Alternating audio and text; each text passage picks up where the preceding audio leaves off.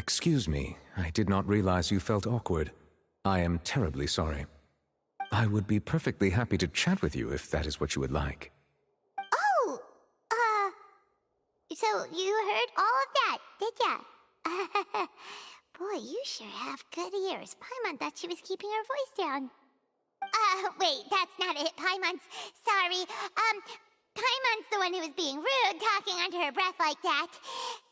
So, let's talk, but, what should we talk about? Oh, Paimon's got it. You're also here early and sitting in the front. Are you a friend of Linny's too?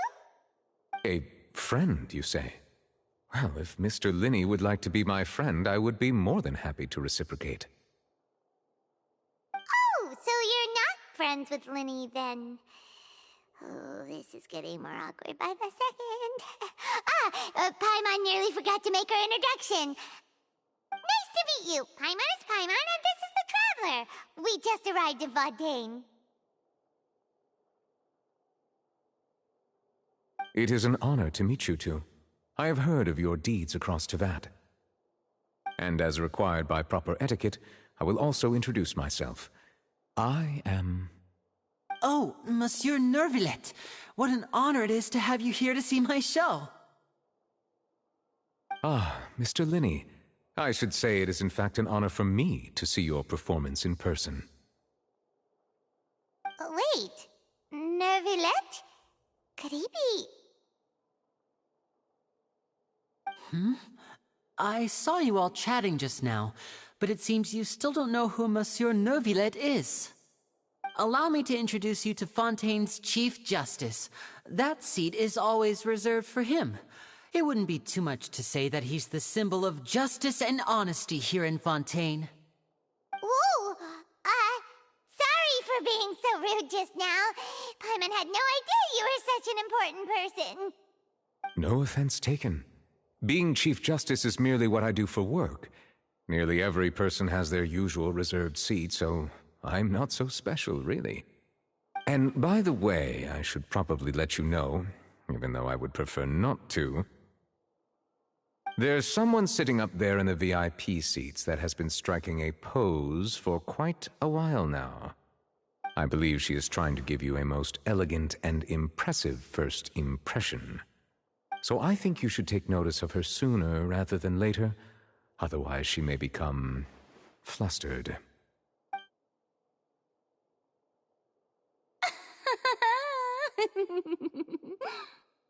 Huh?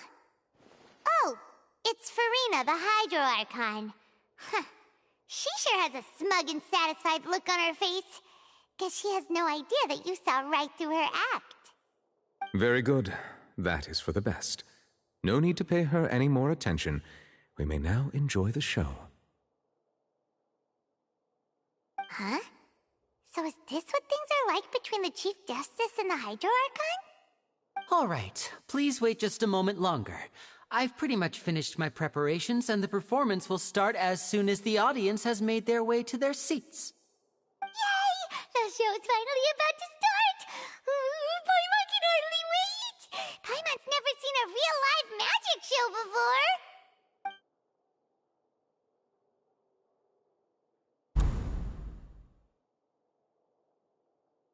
Oh! They're dimming the lights! The show must be starting!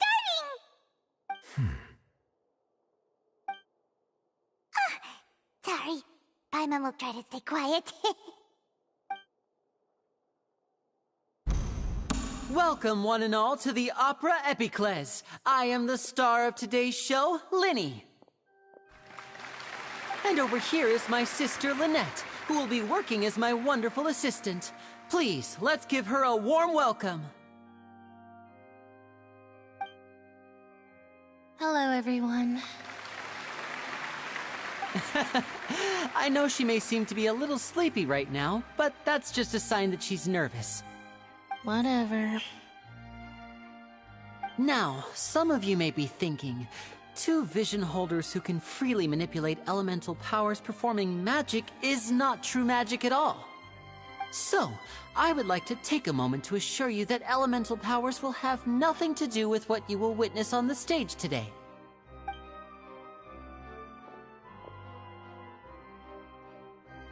Both Lynette and myself have removed our visions for the show. That way, even the gods won't be able to help us. Oh, good point. That's what makes the show real magic. Now, without further ado, let the show begin. Lynette will now exit the stage to make some preparations. I know you might miss her, but don't worry. She'll be coming right back on stage momentarily. Perhaps in an unexpected way. I'm sure she'll be stealing the spotlight soon enough.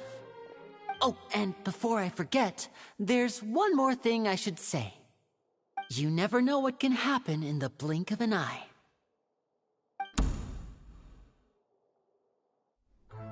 A magician's greatest skill is making things disappear or appear. The possibilities are endless.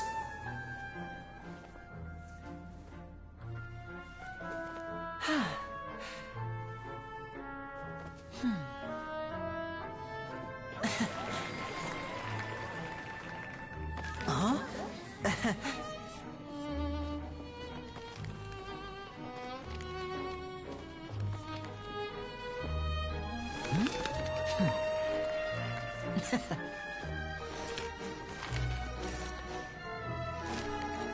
But this isn't what you came for. These little tricks, you've seen them all before. So it's time for something truly extraordinary, don't you think? This one's a little tricky.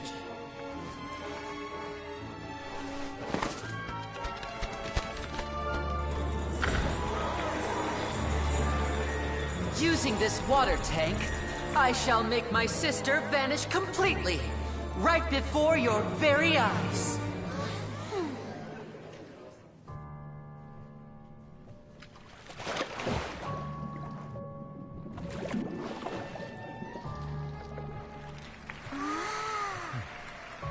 It's actually quite simple.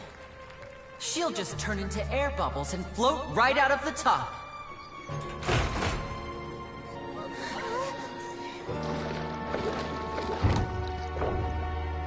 Oh no!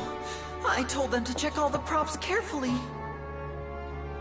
With the lid on, even air can't escape. An amateur magician would be getting very nervous right around now. Luckily, it's me on stage, so let me show you what a true virtuoso can do.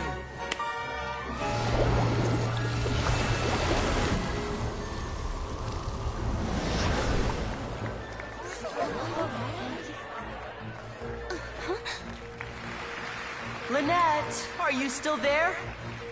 Don't go too far. We don't want to use up all our magic.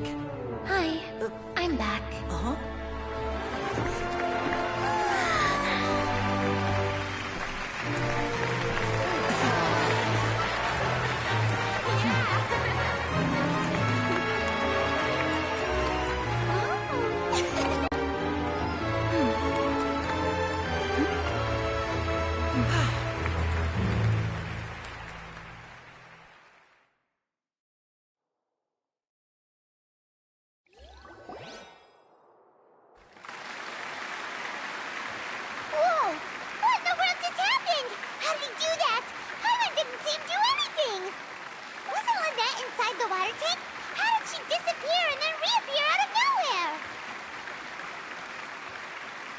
If we could see easily through his tricks, then that would mean that his skills are still lacking.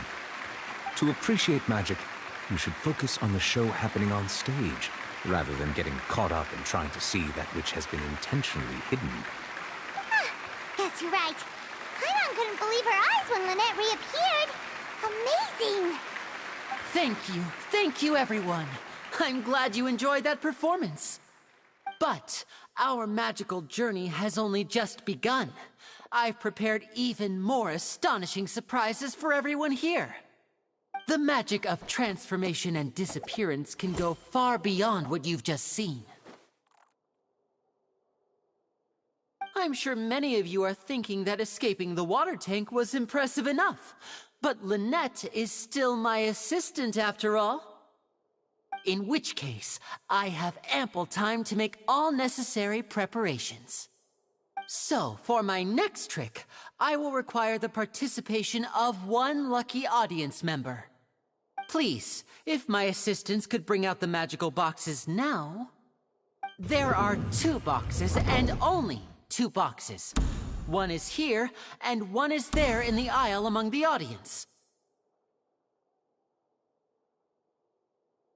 I'm sure many of our clever audience members have already guessed our next magic trick. A swap! Our lucky audience member and I will each enter a magic box. After 1 minute, we will each emerge from the opposite box. Now please, everyone pay very close attention to the box you see here. Don't give me any chance to make a move. Wow! How's he gonna do this? Hey, do you think this is all magic tricks, or does Lenny have actual superpowers? The lucky audience member will be generated by this random number selector. It selects numbers entirely at random.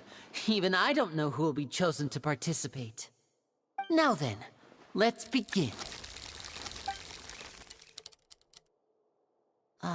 Let me see. Oh, row 7, seat 3. Congratulations! You now have the chance to experience magic firsthand for an entire minute. Please, come forward.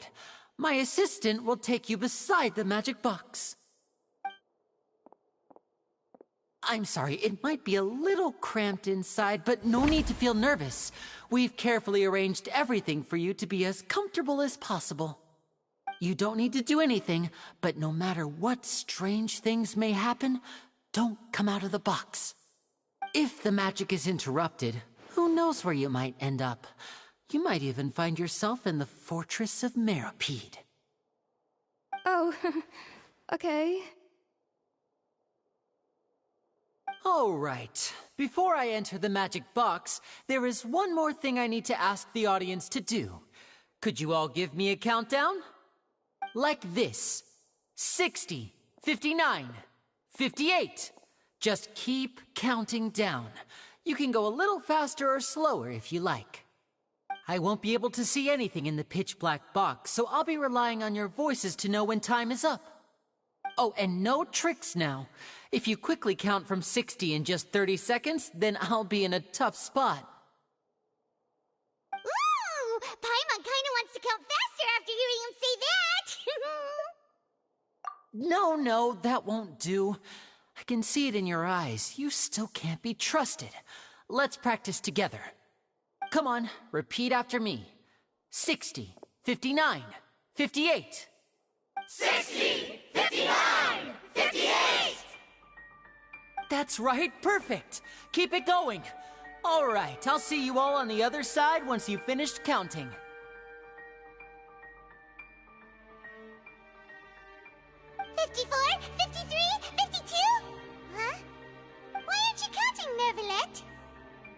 I am counting in my head. I think things are exciting enough in here as it is. Merely a consequence of my identity and personality. Do not worry about me. Just enjoy the show. Oh, alright. You look so serious that Paimon thought you might be feeling uncomfortable or something. 40, 39, 38! Mr. Linney, are you all right in there? Is everything ready? Yes, I'm fine. I'm just double-checking the direction of the magic. It would be a disaster if we get sent to the wrong places. For example, mid-air right above the audience. Even though he's saying that, Lenny doesn't seem nervous at all.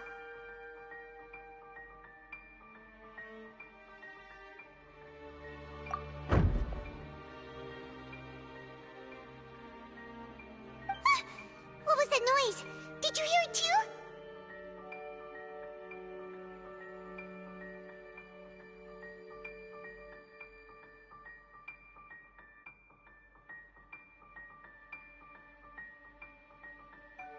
Not sure. Anyway, it doesn't seem like anyone's worried about it.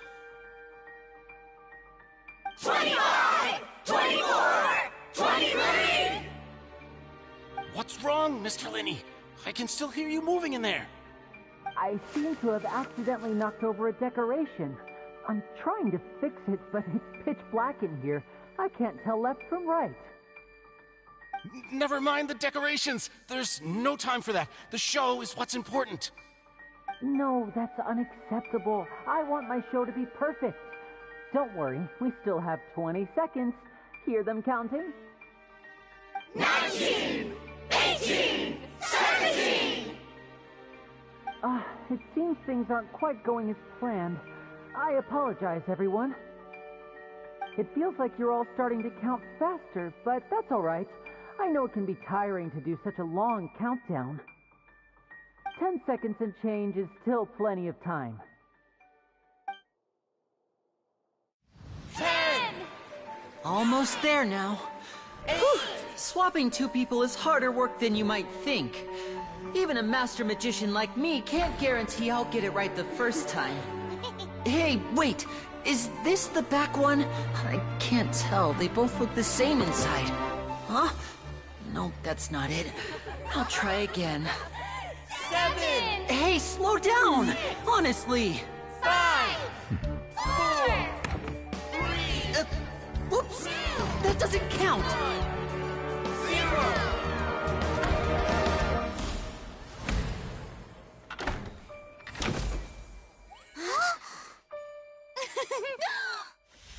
Ta-da!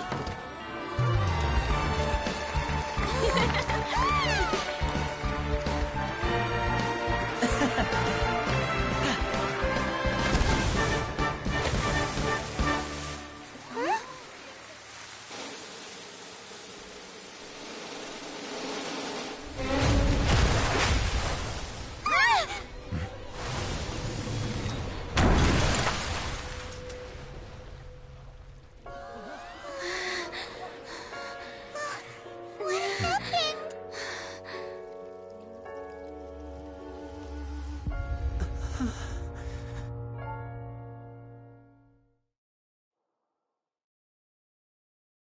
happened?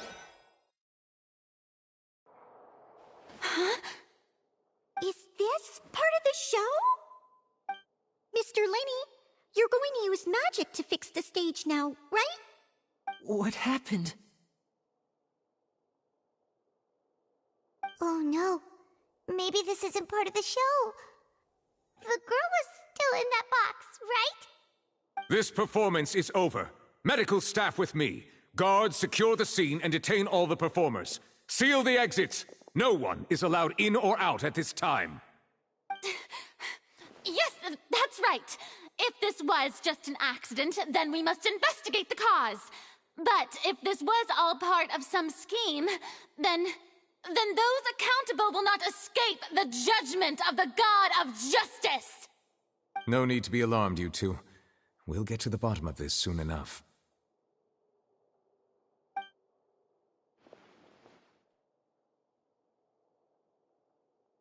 Unfortunately, the person who is in the magic box has been pronounced dead. His name was Cowell, one of the assistants in Linny's magic troupe. Apparently, the fireworks on stage ignited the ropes that were suspending the water tank, which then caused the tank to fall onto the stage. As of now, we are still not sure why we found Cowell in the box, rather than the guest from the audience. And after an initial search of the area, the guards have confirmed that the girl is nowhere to be found. It appears that this incident was not merely some mishap with the performance. And there are many indications that it is connected with the case of the serial disappearances of young women.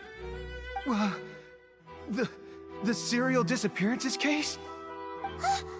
That's the case that Charlotte mentioned before. I know the truth. I can see through the whole thing. Really, using such a shallow and obvious mystery as his finale, did he really underestimate us that badly? I say that our powerful magician, Mr. Lenny, is now the prime suspect for the serial disappearances case. Huh? Why me? This whole thing was an accident. Oh, this all occurred during your magic show, did it not? The missing girl disappeared after being chosen, did she not? The deceased is one of your assistants, is he not? Now that I think about it, that whole speech about magicians making things disappear was nothing more than a provocation, a bald-faced challenge. That can't be right! How can Lenny do this? He was in the box on the stage the entire time! We can even hear his voice! Besides, before the show, he told us that he would like to catch the criminal behind the disappearances! He couldn't possibly mean catching himself! Save discussion for a later time, please. Lady Farina, may I assume that your comments just now constitute an accusation against Mr. Linney and his associates, and that you are pressing charges? Huh? I just think that he... Well, I think it might be a little early to talk about formally pressing charges. But what Lady Farina said just now makes perfect sense. Looks like she's gonna personally deliver justice. A kidnapping and murder carried out under the cover of a magic show. Lady Farina said it all. I mean, of course, my dear people. But what excites me even more than the obvious truth before our eyes is the opponent I'll be facing. That's right. I mean you, Traveler. You'll support Lenny, won't you? After all, he was the one who helped you the first time we met.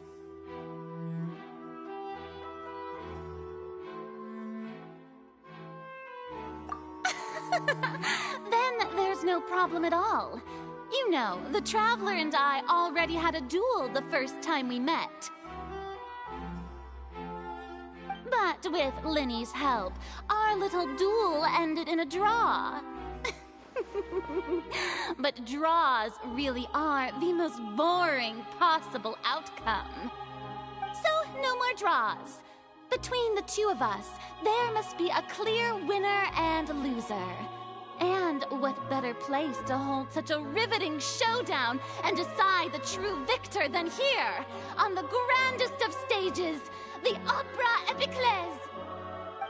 Huh. It wasn't a draw. She obviously lost last time. I understand.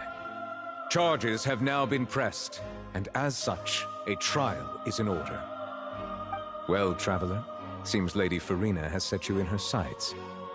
But putting her dramatic rhetoric aside for a moment, I would like to ask you, are you willing to act as Mr. Linney's attorney and defend him in this case? Very well. The trial will be held a day from now in the Opera House. Both sides may investigate the scene to build their cases and search for the truth. Linney and his troupe are all potential suspects and shall remain within the Opera House. The audience may begin to leave in an orderly fashion once they have been cleared by the guards. A day isn't that long.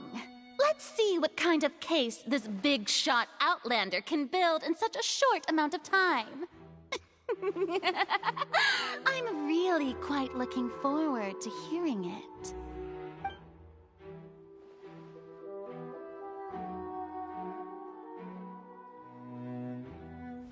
Lenny! Sorry about everything that happened just now. Were you frightened? Of course! Who wouldn't be scared after witnessing an accident like that? Yeah, I'm a little shaken up myself. How could this happen? And poor Cal. I know you already claimed that you would defend me, but now it's just us talking. Tell me, do you think I could possibly be the murderer? Good to hear. Thank you so much for trusting me. I'm sure everyone sees me as the biggest suspect at this point. But, if you ask me, the whole thing is mysteries layered upon mysteries, such that all that's left is confusion. I don't know whether what happened there on the stage was purely an accident or not, and I don't know why poor Cal was in the box. As for how that girl chosen from the audience could suddenly disappear, I'm afraid I don't have any answers either. If someone tampered with my performance, then we need to figure out what they did. Even a skilled and knowledgeable magician like myself couldn't pull all that off in just 1 minute.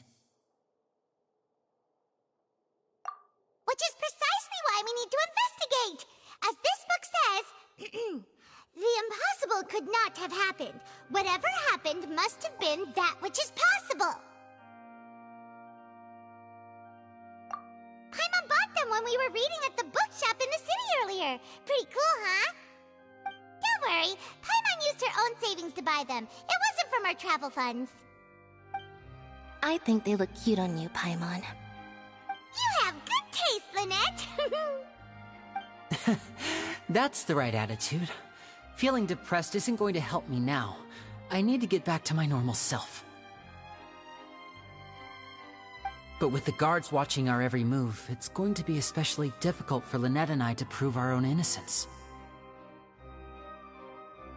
Good thing you agreed to be our attorneys. Thanks for that. We'll be counting on you. Yes, thank you so much.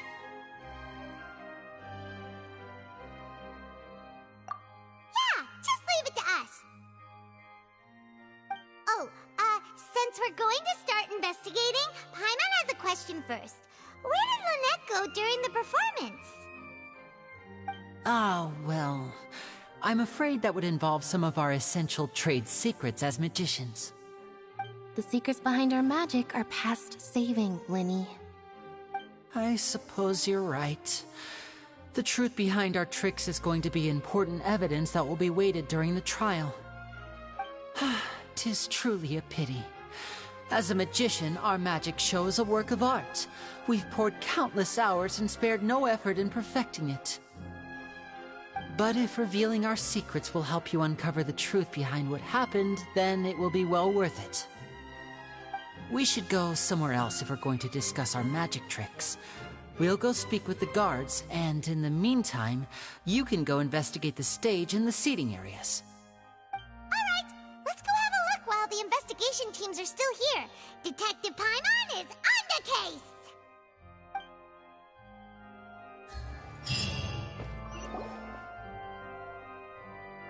Hello, officer. How's the investigation going?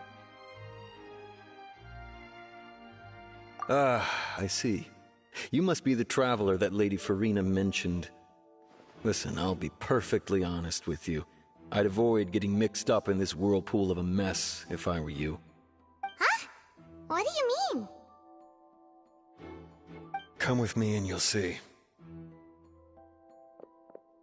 The deceased is one of Linny's assistants, named Cal. Even though he hadn't joined the troupe long, he was hardworking and everyone generally liked him. The assistants are usually in charge of setting up and inspecting the props, as well as assisting with the show and keeping the crowd engaged. As you probably saw when you were in the audience, the water tank suddenly fell and smashed the box with Cowl inside it.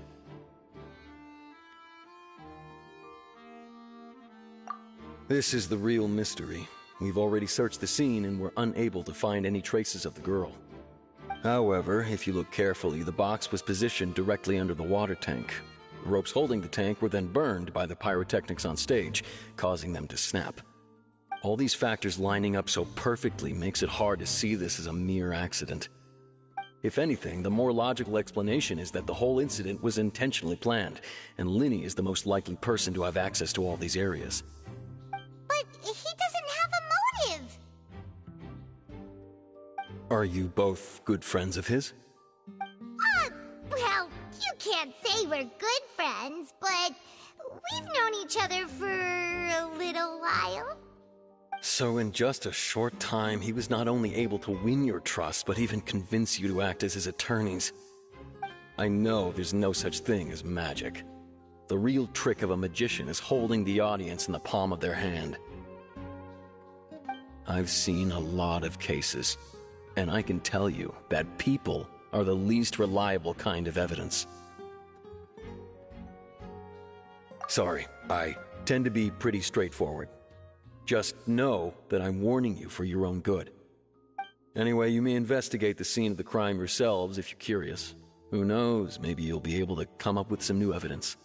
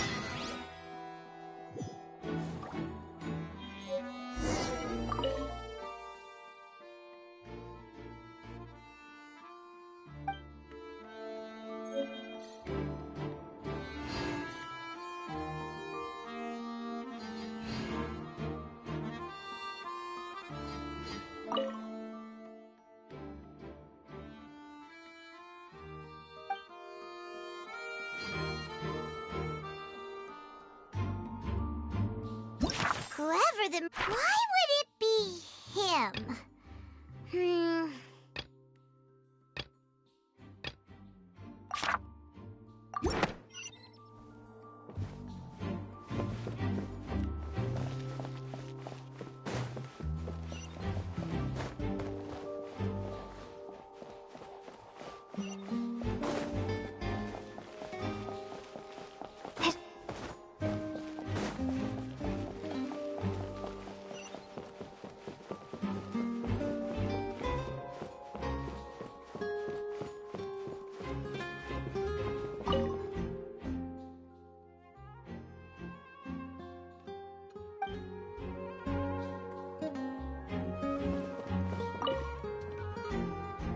Go ahead, have a look around. In the end, we're both after the truth.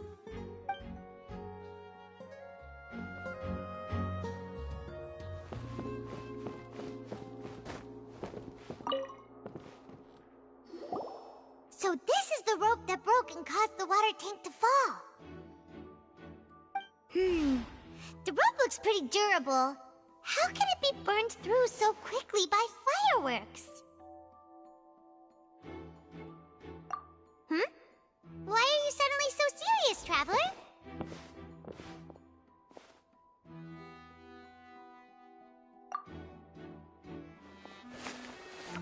Whoa! Look! This bit is made from different material! Most of it was burned away, but there's still a little bit of it left. Huh. So if a rope meant to hold something was made with that kind of material in it, then that means... Wait! Paimon should write all this down! Let's take notes!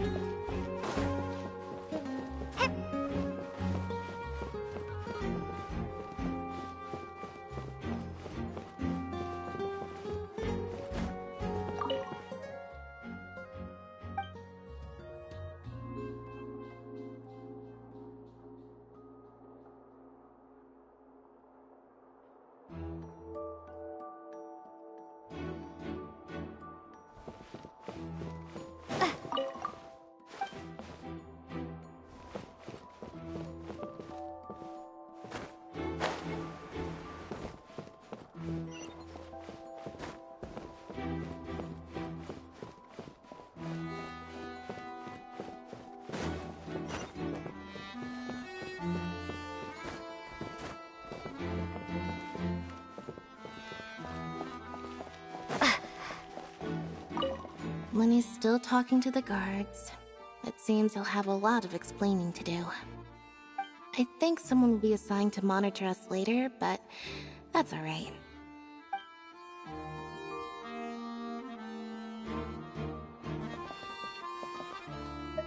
Lenny's still talking to the guard. I think Lenny's still talking to the guard. I think Lenny's still talking to the guard. I think someone... Lenny's still talking to the guard. I think someone...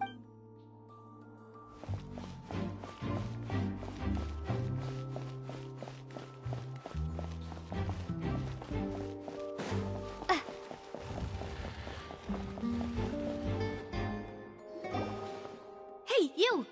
Yes, both of you! Over here! I've been keeping an eye on you for a while now. Huh? You mean us? That's right. If I'm not mistaken, you're also among those who wish to cut down the thorns and pursue the truth. No? And by the looks of it, you're not from Fontaine. Well, you're right on the more about that one, but who are you? Have you never heard of the Spina di Rosula?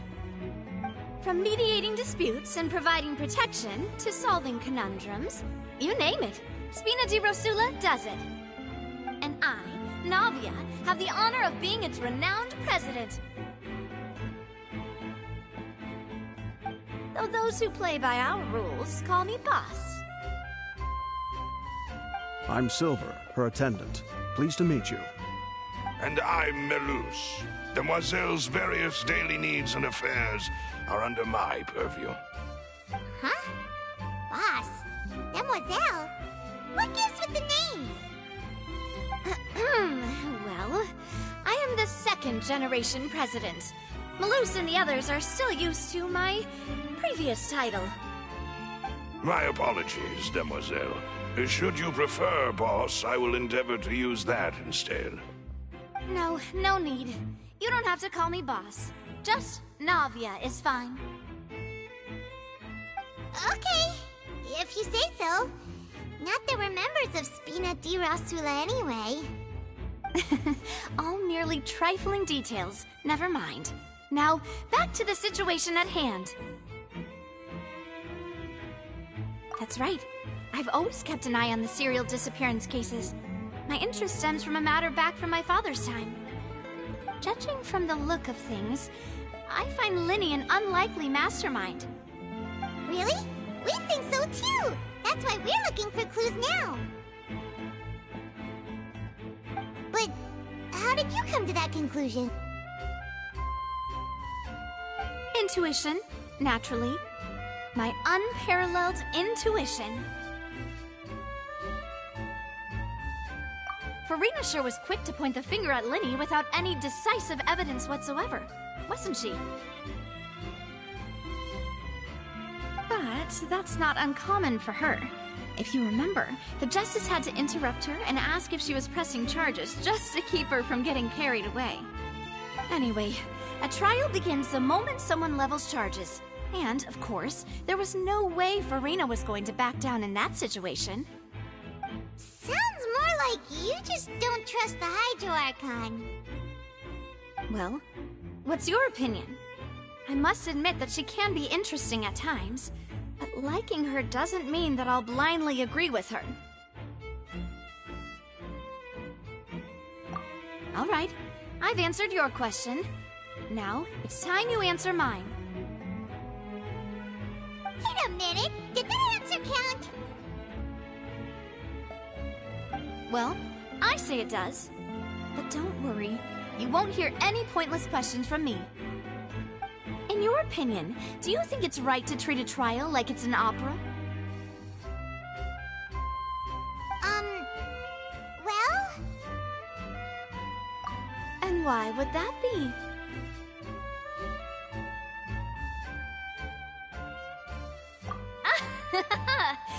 See, Silver and Melus? I told you they'd be different.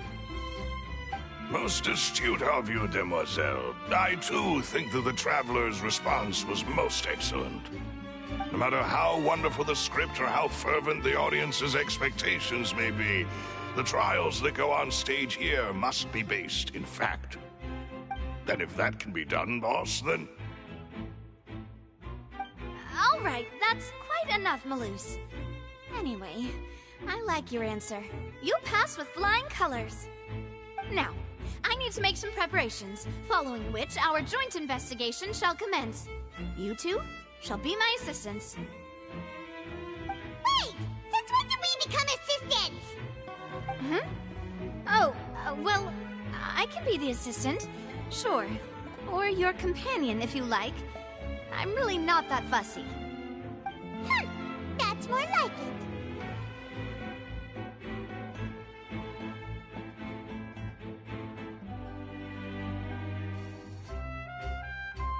Far be it from me to brag, but I believe that Demoiselle's intuition will be instrumental in uncovering the truth. You wish to save a friend from false accusations, and we wish to unravel the disappearances. In this sense, our goals are aligned. You have a point. Huh.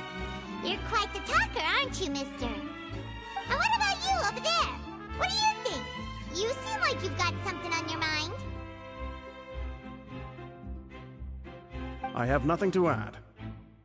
Oh, alrighty then. We'll be making some preparations first. Just be sure to let us know if they start revealing Linny's tricks. Thanks!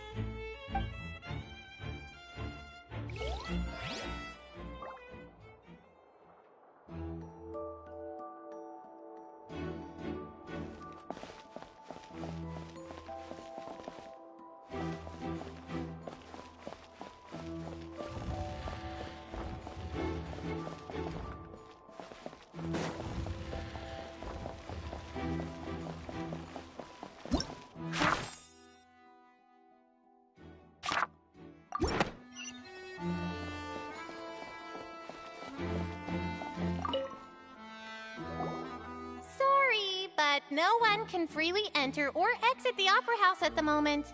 If you wish to leave, you must register your identity with us first. No, we're not leaving. We're representing Linny and Lynette as attorneys, so we're investigating the case.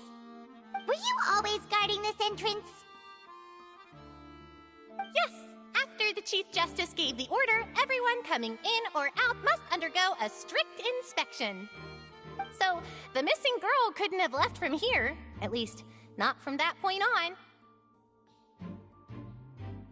I doubt there was much opportunity then, either. How can you be so sure, Well, because I was in charge of security near the entrance at that time. I couldn't see Linny's performance from here, which was quite a shame. Just my luck. But still, I did not abandon my post, and I stayed put no matter how loud the applause was. If someone had so much as even approached the door, I would have noticed it, let alone if they had tried to leave. We Melusines are good at that sort of thing, you know.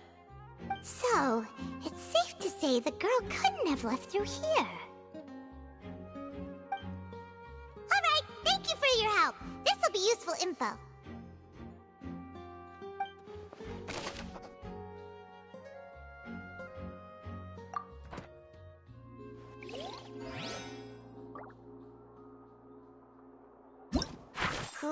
Why would it be him? The performance would not have been visible from where the doors were guarded. If Paimon were on duty, she would have snuck back into the audience seating. The performance would not have been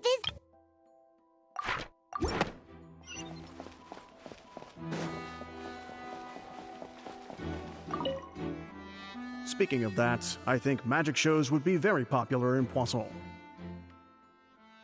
I can see that.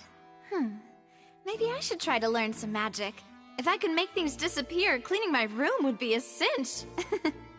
You need not worry about such things, demoiselle. That falls under my duties. Oh, right.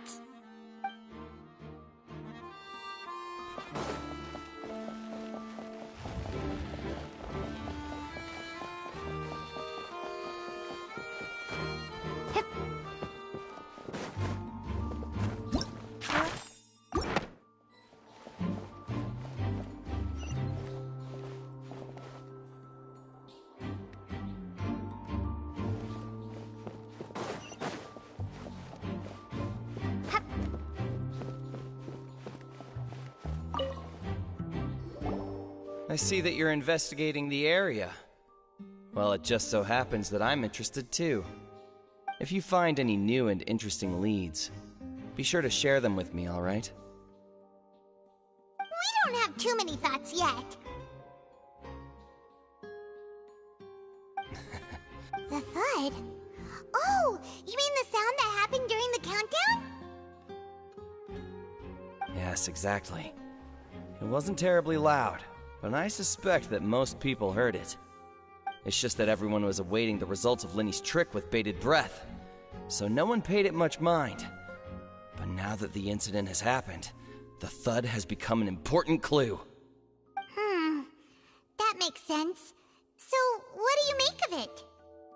I'm of the opinion that it may have been the sound of Linny's accomplice. Lynette, perhaps. Jumping atop the water tank, or something like that. And when the pyrotechnics went off, she cut the rope, sending the water tank crashing down. But wasn't the noise we heard too loud for that? Perhaps the balance wasn't right, leading to a particularly rough landing. Oh, that's true. I suppose I must reconsider. That does remind Paimon, though. What was with that sound?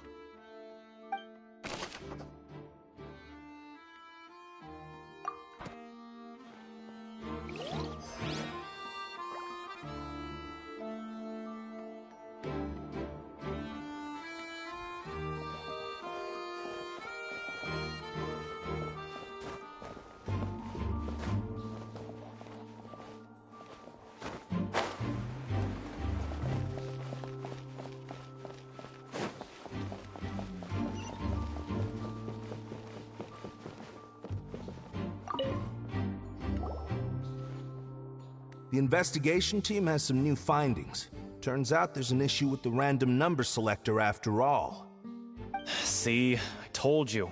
What if the machine picked some big guy's seat? You think the murderer would have still made his move then? Sorry to interrupt, but we're helping Linny and Lynette with their side of the investigation. What were you saying about the number selector? There's something wrong with it? You're trying to help them? That'll be a tall order. Linny used the machine to pick a random member of the audience during his performance, right? The lucky girl that later disappeared. Well, we thought there might be a serious problem with the machine, so we had it taken away for further inspection. It turns out that the seat number it picked wasn't random at all. The machine picks that same number every time. I'm sure you already know that you have to make a reservation in advance to get a seat, regardless of whether it's a trial or some performance. In other words, Linny knew who would be sitting where from the very beginning. That much checks out. Linny reserved our seats for us, too. Bet you see why I was saying it'd be tough to make a case for Linny. Even though it's bad for Linny's case, Paimon had better write it down.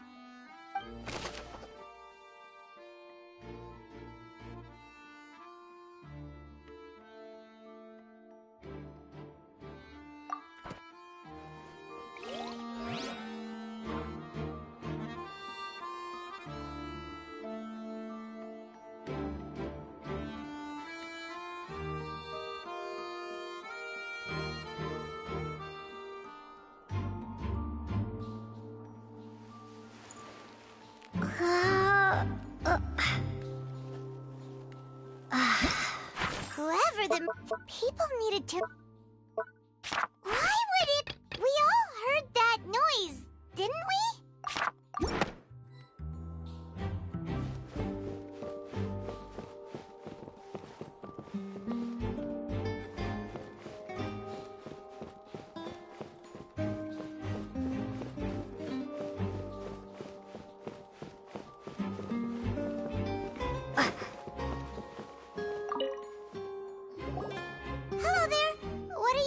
investigating. Oh, this location has also been cordoned off because the Magic Troop members are currently considered prime suspects. The investigation team is still collecting evidence. The seats were all booked in advance, so we were able to deduce the missing woman's identity by checking the guest list.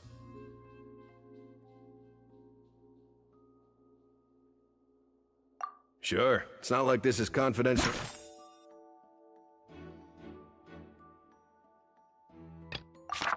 Information. We will publish it later anyway when we petition the public to help us find the missing person. Her name is Halsey. She's a painter from Fontaine who's made a bit of a name for herself. Apparently, she wasn't a regular at the Opera House, but she'd been feeling some pressure with her work lately, which made her decide to come see the magic show. The Magic Troop members all claim not to know her. We have looked into her social connections. It seems that she has no personal grievances or conflicts of interest with the suspects. Simply put, she wasn't related to the Magic Troop at all, which matches the features of the previous serial disappearances. Were the victims of previous cases also chosen at random? That's how it seems to us, in any case. Apart from the fact that they were all young women of around the same age range, there really weren't any other connections between them. Okay then.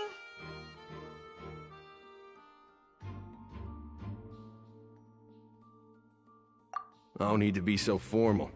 If you do happen to see the missing girl, please be sure to contact us. It is of utmost importance that we get to the bottom of these disappearances.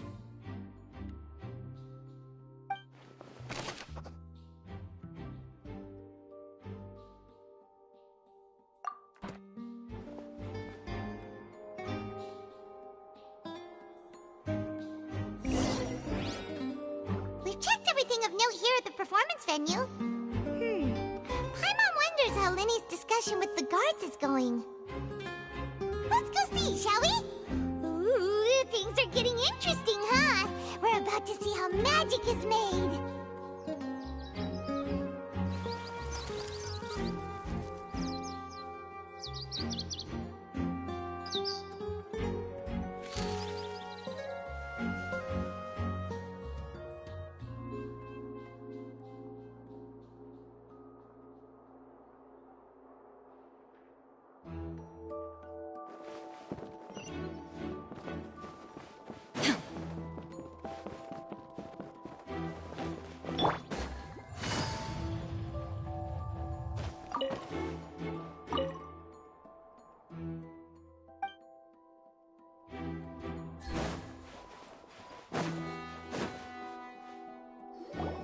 Understood.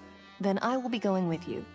Just so you're aware, I will be monitoring your actions and making notes as necessary. Very good. Thanks for being so agreeable. I'd pull a rose out of my hat as a gift for you if I could. You may spare the pleasantries. I'm just doing my job. You've arrived. Who's this? Me? I'm Spina di Rosula's guardian angel. If you've got a problem, I've got the firepower. Sorry, I got a little carried away there. Call me Navia. I'm a partner of theirs, and we'll be helping investigate this whole situation. And these are my companions. Would you mind if they join as well? Fine by me. Oh, new helpers? I would be most grateful. Well, let's just say we're tagging along. It's not every day you get to see the secrets behind magic performed on such a large scale. I appreciate your kind interest. Come with me. We'll be heading below stage.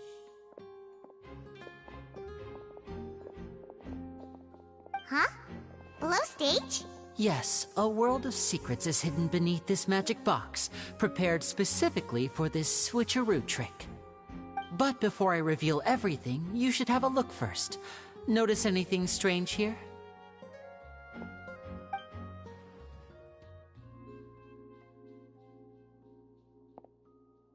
I'm not trying to be dramatic. Remembering the details of a trick will help you understand the methods used to perform it more easily. Huh. Weren't there balloons and other decorations here? Where did all that go? Ah, good eye. That said, you're still far from discovering the answer.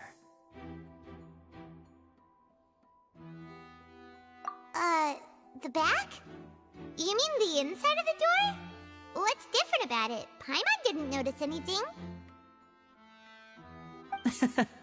Very good indeed. I thought you might not be able to catch that, given that you were sitting in the first row. The back of this door was patterned. Those patterns are now gone, replaced by a smooth wooden board. So, if you put 2 and 2 together, what do you get?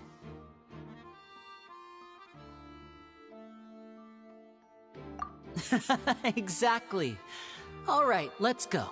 I'll tell you how it works as we head down.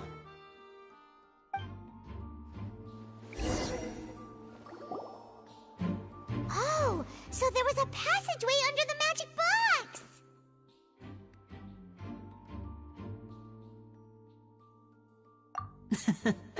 I knew you'd figure out most of it as soon as you saw this place. The 2 magic boxes are positioned right above the 2 entrances of the tunnel. See this flatbed trolley? The box with the lucky audience member in it would be shuttled over to the other side using the trolley. This trolley can raise and lower and even rotate, ensuring that the box will face in the right direction. I see. So that's the purpose of the box inside another box. Precisely. The inner box would descend after the audience member was put inside and be moved along the trolley, all while the outer box would remain on stage as if nothing had ever changed. So that's how you did it! Once the box was lowered, the trolley would store some energy through this device here, with which it would complete the rest of the steps. The audience member would only be able to feel some slight movements in the dark, and by the time she walked out, she would already be back on stage. Right! You were talking that whole time, and you even came out for a moment near the end! Ah, yes. A phonograph operated by Lynette was used to achieve that effect. My assistant and I had already scripted our conversation beforehand. When the countdown began, I had already gone to the opposite box via a tunnel using that ladder. And what about Lynette? Where was she? I was in the mezzanine space in the back of the box. Oh, interesting! That's how we were able to coordinate Linny's lines with the assistant. And, by the way, I was the one who walked out of the box at the end. I mean, we are twins. All it takes is a change of clothes and no one can tell who's who. And that's my favorite part of this trick. Only Lynette and I can perform it. So that's how it all worked! Wow! Every detail you revealed was more amazing than the last!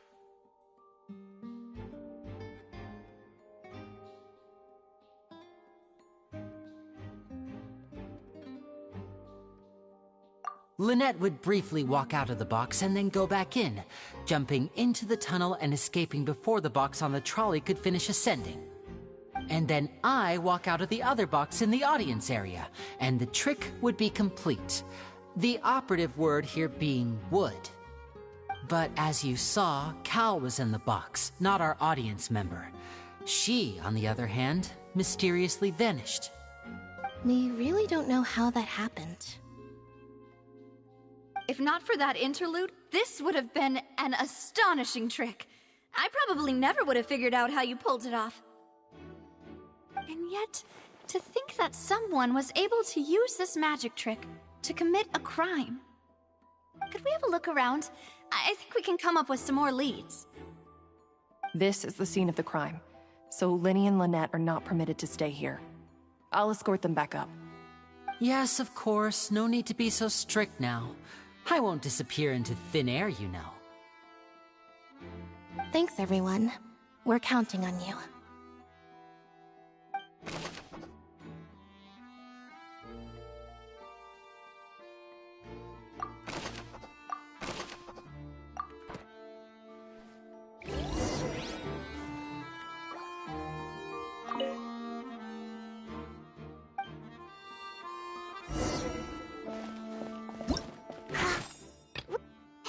performance would not have been visible from where the doors were guarded.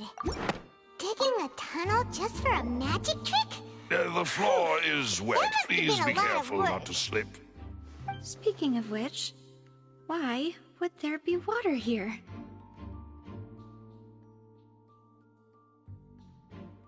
Oh, Paimon knows! It's one of those tricks where you pour water into a jug and then flip the jug over only for the water to disappear. And here's a broken vase. Huh. Did the trolley knock it down while moving? That can't be. The trolley moves along tracks from start to finish. It couldn't have hit the vase at this distance. Let's note this down too and think about it later.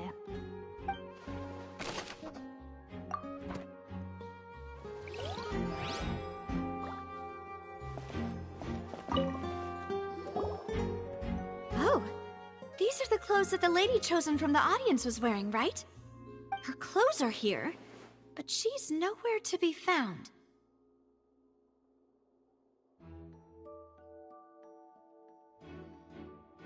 Right. And do you really need to do that if you're kidnapping them?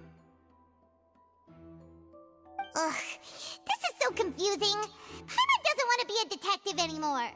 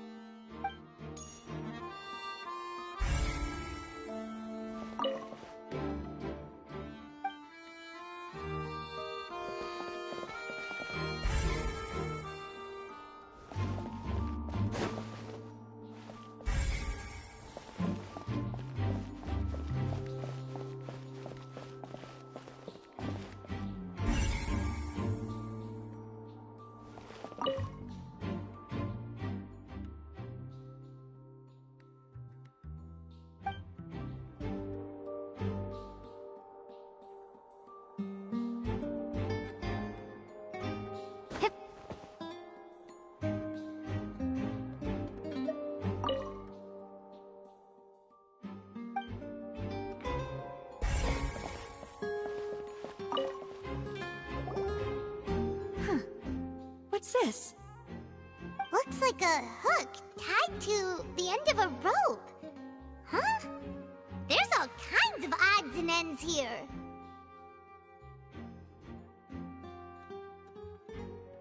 Perhaps it was a prop for a different trick. But why would it have been left here? Whatever it is, let's make a note of it first.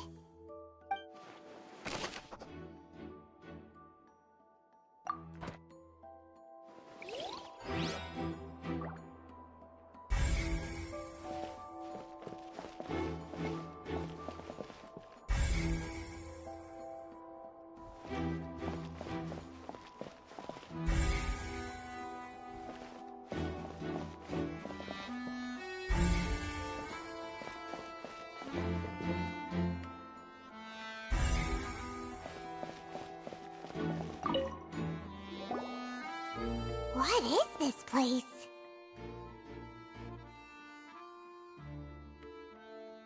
It seems someone could fit through here.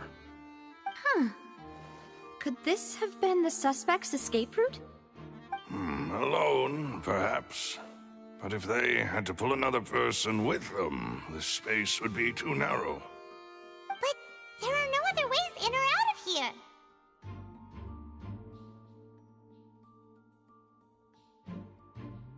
Oh, you're right! Let Paimon write that down.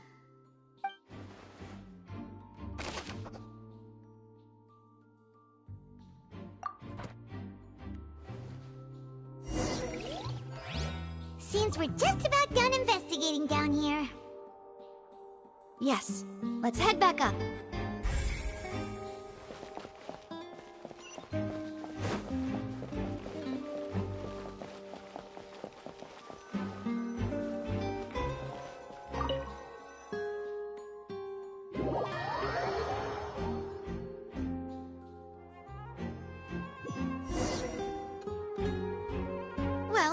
ascertain the state of the crime scene. Let's find a place to sort out our findings once Malus returns. Seems to me that there are several things that don't add up here. Apologies for the wait, demoiselle. So, what did the guards say? Did the criminal escape through the vent? They believe the odds of that are very low, since the vent leads to the Opera House's basement. The guards have checked the area carefully. No one left through the basement during the performance or after the incident, and no one was found hiding there. So the tunnels become like a secret chamber then! You know, like the kind you usually see in novels!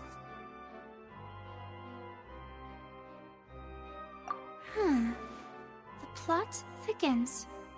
Halsey's disappearance and Cowell's death are both quite inexplicable. No wonder Farina was so confident in her accusation. All the current evidence points toward Linny and Lynette. In other words, the charges are very likely to be upheld unless we make some considerable progress.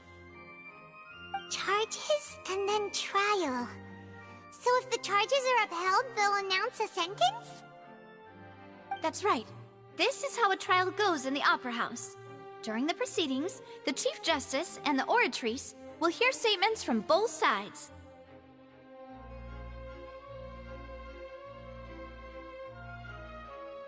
That's right. This is how indemnitium is produced.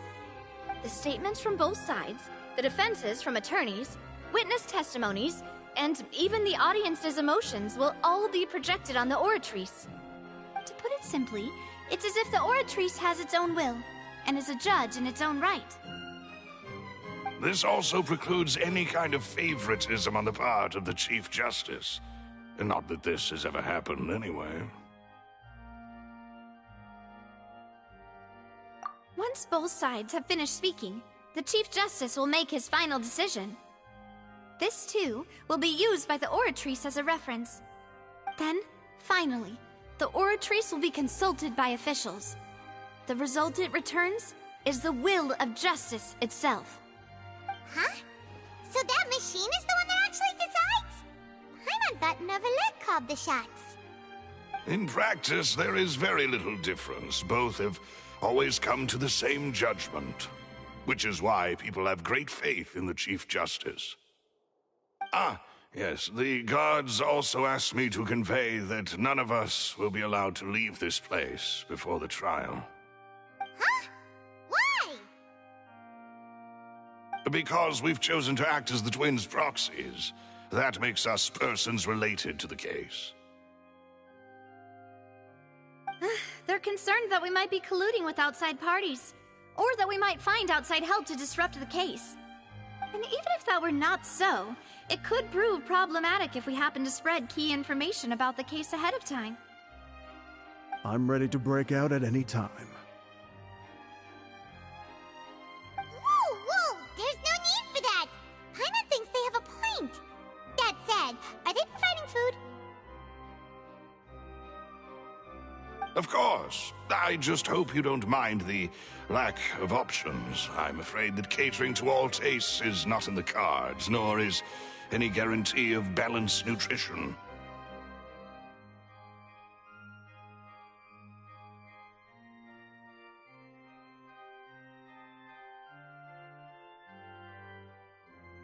In that case, let's just sort out our findings together here.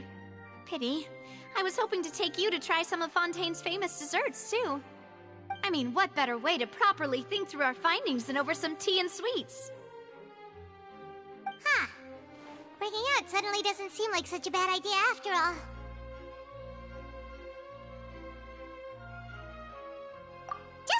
Just kidding! Paimon will still do her best, even if there are no snacks. What do you mean, no snacks? Of course we'll have snacks. If we cannot buy some, then we'll simply make some. Huh?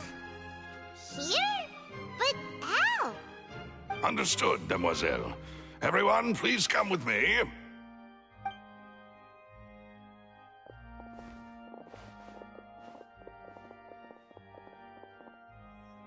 Wait, you're carrying a portable stove with you? Yes, I must be prepared to meet the demoiselle's baking needs whenever the fancy strikes her.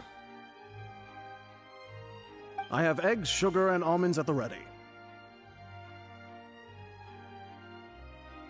Good work, you two. Then I'll get to it. Please sit tight for a moment. You'll get to taste my awesome snack soon enough. These three are quite the interesting group.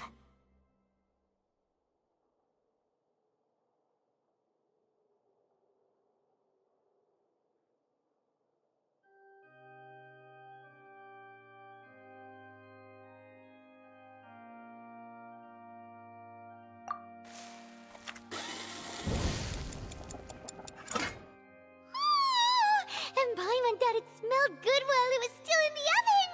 Oh, it's even better now. Paimon can't stop drooling.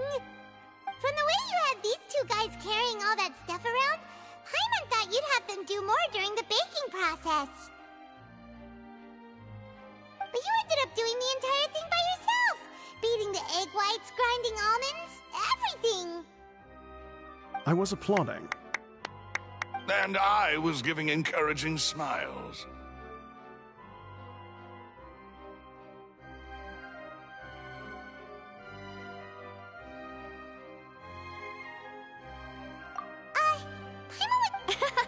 Well, I don't think it's carved in stone anywhere that fancy ladies can only read books, sip tea, ride horses, and play the piano. I just really enjoy making snacks. Don't underestimate beating egg weights, by the way. It's a real arm workout. You also need to beat them to just the right consistency, or your macarons will crack.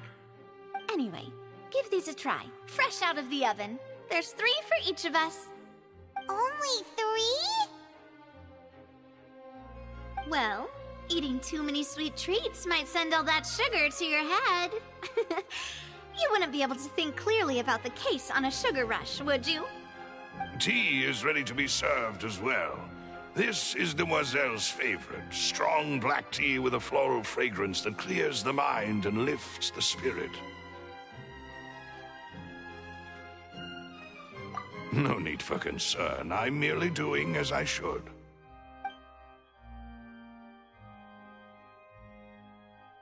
All right then. Down to business. As Paimon mentioned previously, the tunnel seems to be something of a secret chamber. However, we can assume that Linny and Lynette were not alone within it. Some criminal also occupied its sealed confines. The magician twins could have committed the crimes, of course, but they lack any logical motive. Exactly! Why would they do such a thing right when everyone was watching?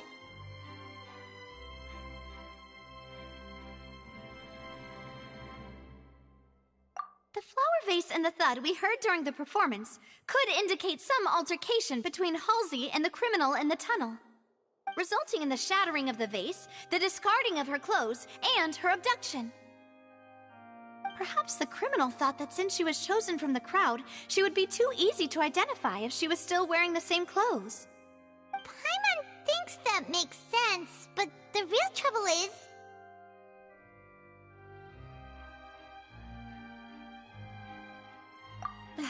True. None of the clues we found thus far support the existence of this third person. But the only people left to consider are both technically victims, whether it's the missing girl, Halsey, or poor Cowell. Huh. Could Halsey have secretly made modifications to the magic props in order to murder Cowell before making her escape?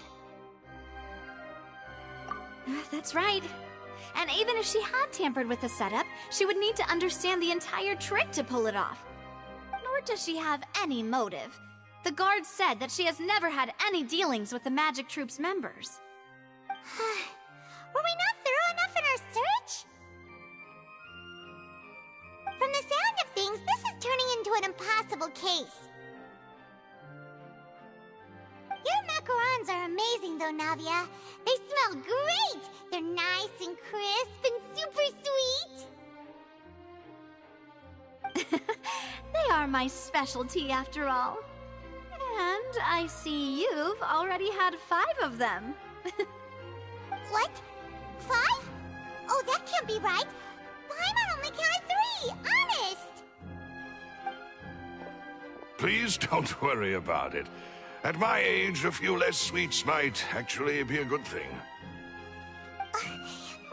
No! Being greedy is one thing, but Paimon knows how to count. Besides, Paimon knows that if she ate too many, then others wouldn't have enough. Wait, even you don't believe Paimon? How could you? If Paimon ate those 2 extra macarons, then may they turn into stone in her stomach! All right, we get it. Well, I suppose one of us might have gotten too engrossed in our chat and eaten them by mistake. No big deal. Malus, set up the stove again if you would. Huh? What are you doing? Making sure everyone gets 3 macarons, of course.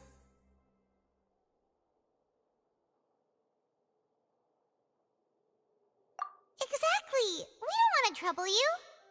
As you wish, demoiselle. And I have the egg, sugar, and almonds. Well, this really is your hobby, huh?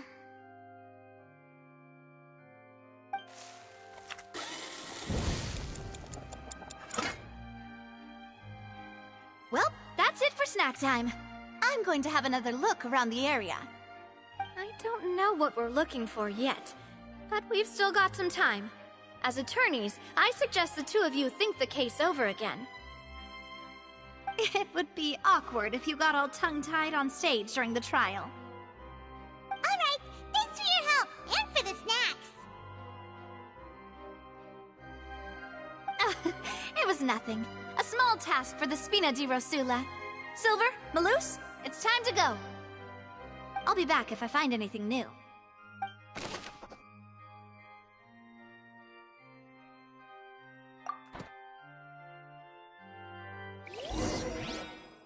Alright, it's time to put our heads together. We've got to get our defense ready for the trial. Oh, it's probably gonna be a long and difficult case. There's no point in worrying about that now. We just need to prepare. Here, take Paimon's notes. They should help you review the situation.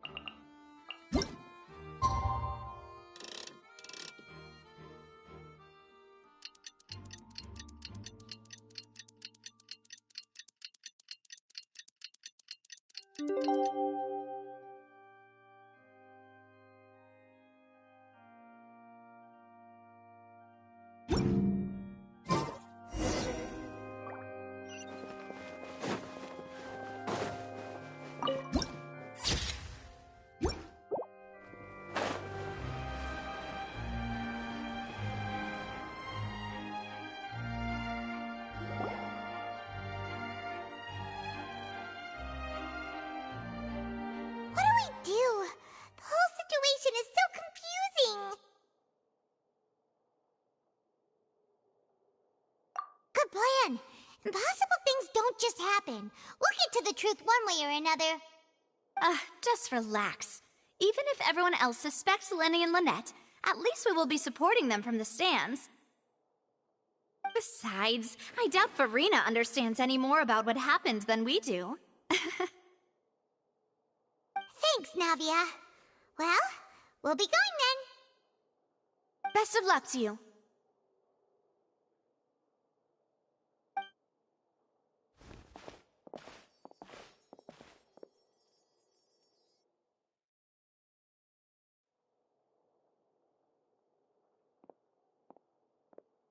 Ah, finally, you're back. Well, how did your investigation go? To be honest, you might be disappointed. No. We're already very grateful that you were willing to help. Well now, don't you all look disappointed? Don't tell me that your investigation came up empty-handed. That was to be expected, of course. The guilty can never produce proof of their innocence. But don't let that stop you. I shall be terribly disappointed should you, my most anticipated foe, concede so easily.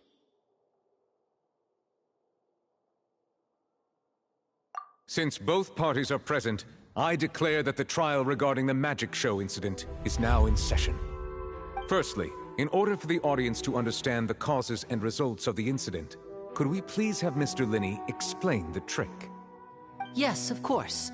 I will explain while Lynette demonstrates on stage. All the necessary items have been prepared.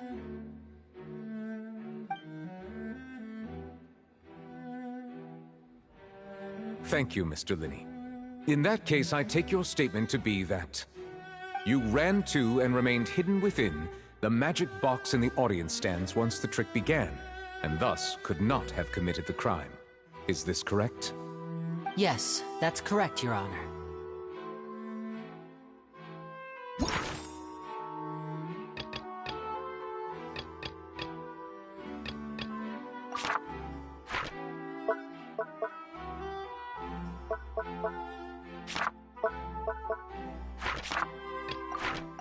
In that case, I call upon the prosecution. Lady Farina, do you wish to refute his statement in any way? Why, of course I do. Allow me to take the first shot and break this case wide open. Mr. Linney is clearly lying. There is no way you could have been in the box the whole time if you were to abduct Halsey and murder Cowell. In fact, I'd say you were hardly in that tunnel at all. That is simply your hypothesis based on the presumption that I'm guilty. Oh, is that so? And if I may ask, what did you hear while you were inside your box? The roaring countdown of the crowd, of course. That's how I kept track of the time and built anticipation for the finale.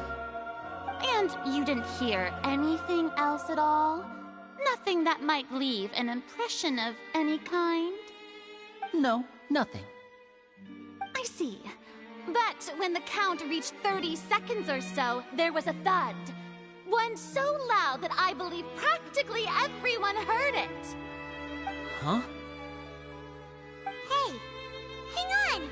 Something's not right here.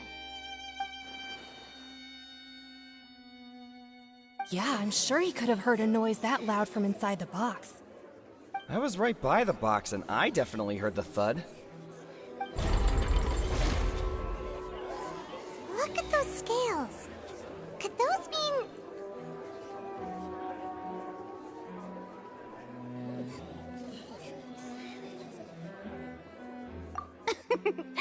Well then, ladies and gentlemen, allow me to use the words of the magician himself. You never know what can happen in the blink of an eye. Indeed, it seems his alibi can also collapse in the blink of an eye. Of course, I have armed myself to do far more than smash your alibi. Confidence cannot go unfounded, and my foundations are rock solid. Tell me, aren't you and Lynette actually from the House of the Hearth? The House of the Hearth?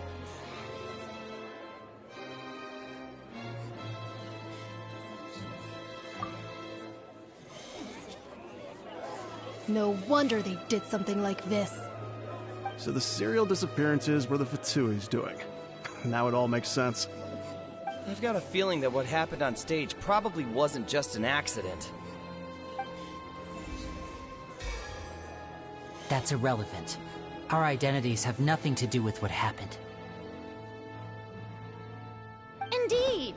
Then perhaps you could tell us everything that happened during that 1 minute. Your first priority is to prove yourself innocent, after all. I'm sure there is little that needs to be kept secret now. Unless your script already has holes in it. The Outlander is speechless. My, oh my, don't they look flabbergasted? Now comes the infighting and discord, I suppose. This was almost too easy. Good thing I made all those preparations. Seems the all-nighter I pulled last night is really paying off. Hey, Linny! Why didn't you tell us this before?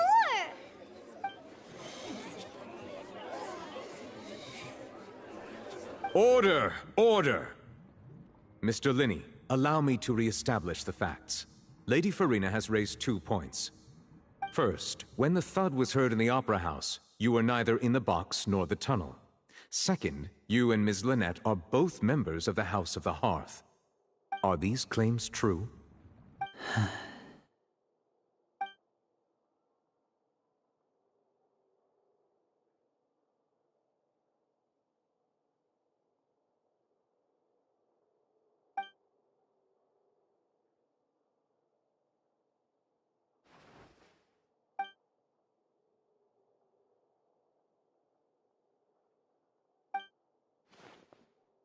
Please answer my question, Mr. Linney. I'm sorry. Yes, they're true, Your Honor.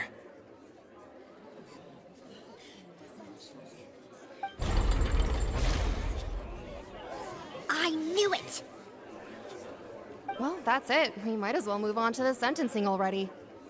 What should we do now?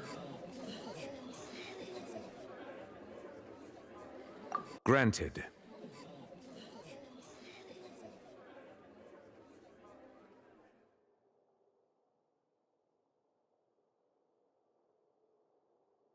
In that case, what is your request? Is that really necessary?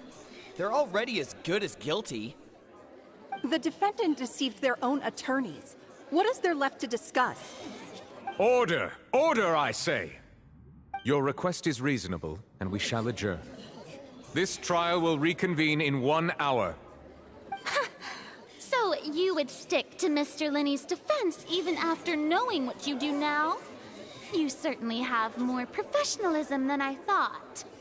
In that case, my dear audience, let's allow the joy of victory to steep for a little while longer.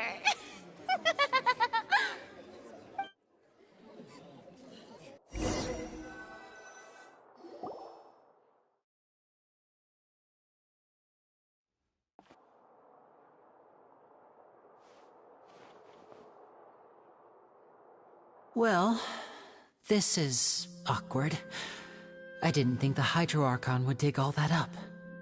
I'm sorry, Traveler and Paimon. Yeah, sorry. Paimon doesn't know where to start. We trusted you two. We based our entire reasoning on the assumption that you weren't bad guys. Not to set the wrong tone or anything, but Paimon's really mad! I'm very sorry. I know you're angry, and reasonably so, but please, let me explain. I know you've clashed with the Vatui several times before. I wouldn't be surprised if just hearing the word is enough to make you upset. But our organization is very, very large, and the Harbingers have very different personalities and goals. Right now, we want to save people. As many as we can. That's right. I'm sure we're on the same page when it comes to this nation and the disaster that its people might face. I knew if it weren't for our respective identities, we could become good friends. That's why I didn't wish to flat out lie to you, but chose to hide some details instead. The truth is very important, but being completely transparent about everything would see us spending more effort than we need to.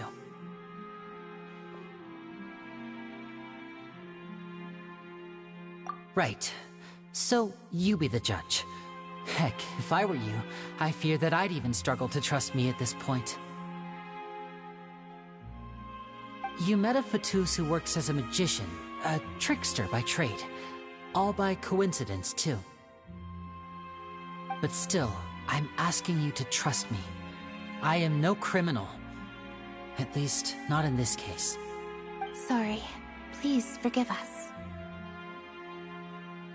Well, you both say that, but...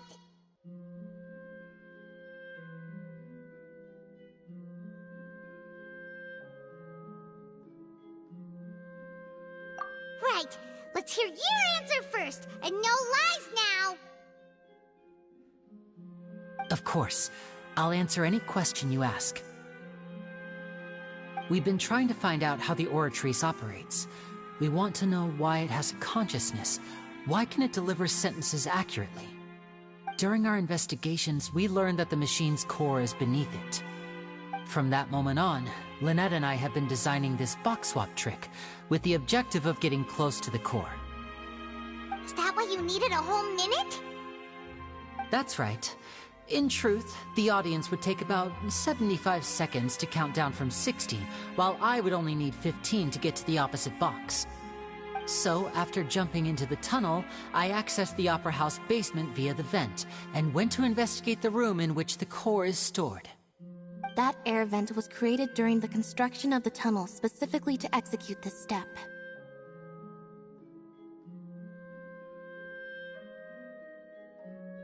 Well, nothing. As soon as I reached that room and was about to investigate, I heard someone's voice. Which should have been impossible, of course. I was quite certain that I was the only one in the room. That voice seemed to recognize me and tried to speak to me. I chose to err on the side of caution and retreated the way I came. On the way back, I saw the broken vase and the clothes on the ground, but the countdown was almost finished, so there wasn't time to give it any thought. After that, the homicide occurred just as you saw.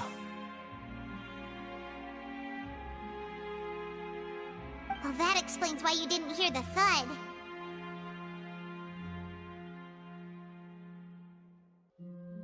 Because of that prophecy I told you about, of course. We must know all we can about this nation's secrets in order to deal with that prophesized crisis. That's the only way we can save everyone. So, there you have it. The whole truth. I swear, I didn't hide anything from you this time. It was never my wish to proceed under this cloud of mistrust either. But, like I said earlier, you can be the judge. If you want to leave because you don't trust the Fatui, there's nothing I can do to stop you. Well, Traveler, you decide. Paimon will follow your lead however you choose.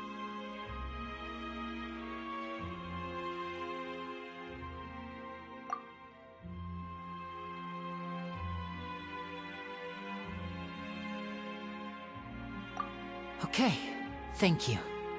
Thanks for giving us a chance.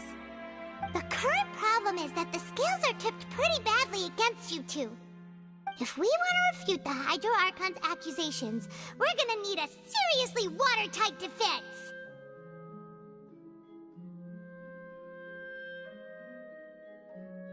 Huh?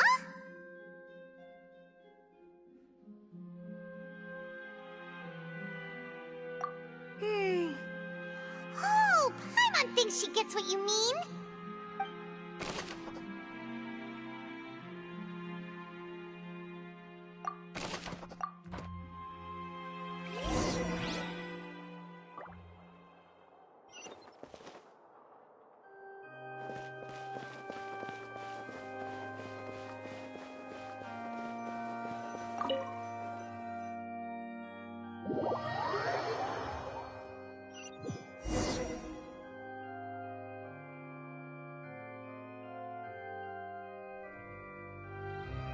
Both parties have returned to their positions. Let us continue the trial. When last we left off, Mr. Linney acknowledged the new evidence presented by Lady Farina as fact. Therefore, Lady Farina may continue stating her reconstruction of the events. Ugh, that took long enough. Now then, if everyone would lend me their attention. At this stage, let's revisit that scene from Linny's perspective.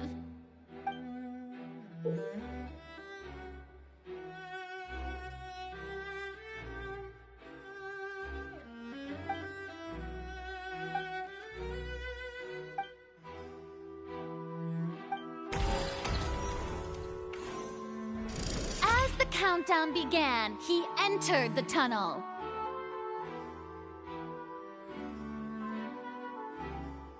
When the flatbed trolley passed, he opened the box and got into an altercation with Halsey, which caused the loud thud. He did not realize that this sound could be heard by everyone in the opera house, which is why he claimed earlier that he could not hear the sound. Finally, he used the vase to knock her out, before making her change clothes to prevent others from recognizing her.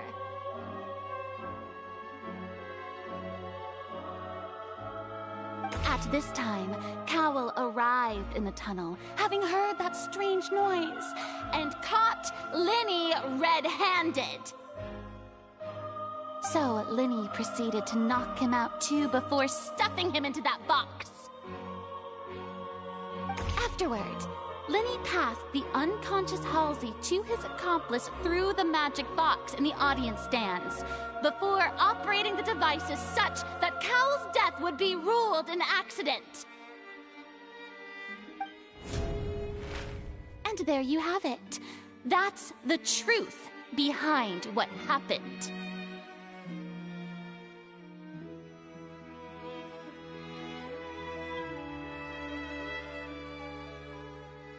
Does the defendant's side have any objections to Lady Farina's description of the events? The key to refuting Lady Farina is the order of events. What Linny experienced and what he saw.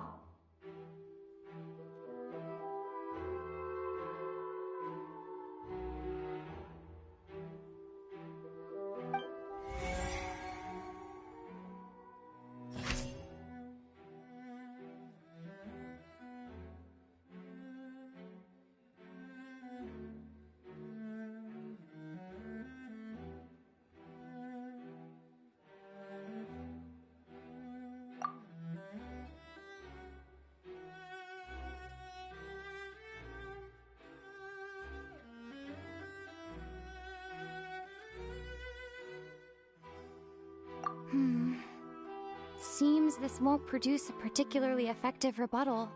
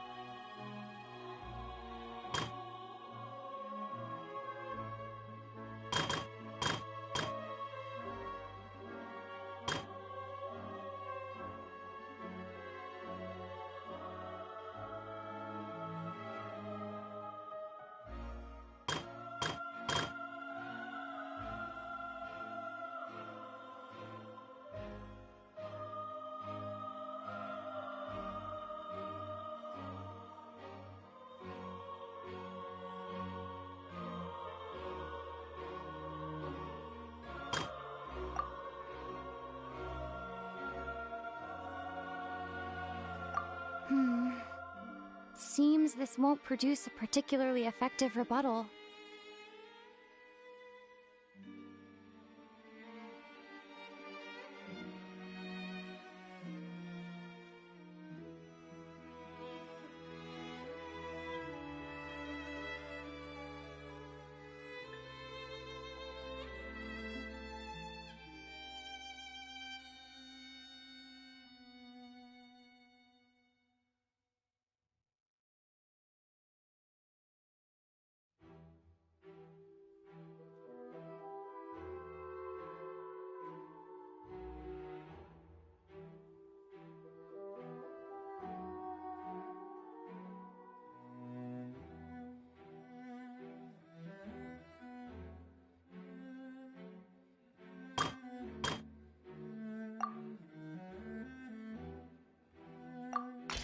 According to Linny, he left via the vent after entering the tunnel.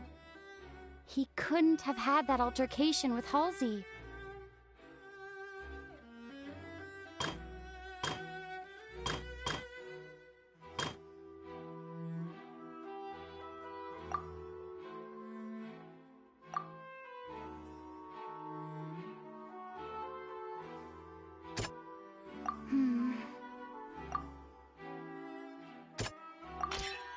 Linny went to the room that contains the Oratrice's core.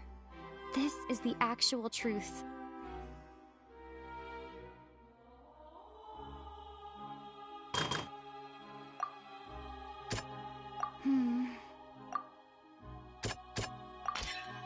Linny did not take part in the underground altercation.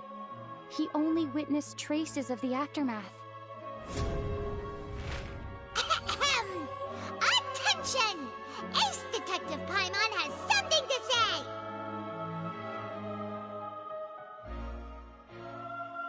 When the countdown started, Linny did indeed go into the tunnel. But he immediately used a vent to access the Opera House basement, which is where the underground core of the Oratrice is stored.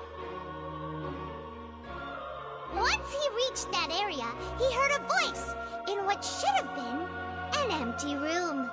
Since he felt something was amiss, he returned immediately.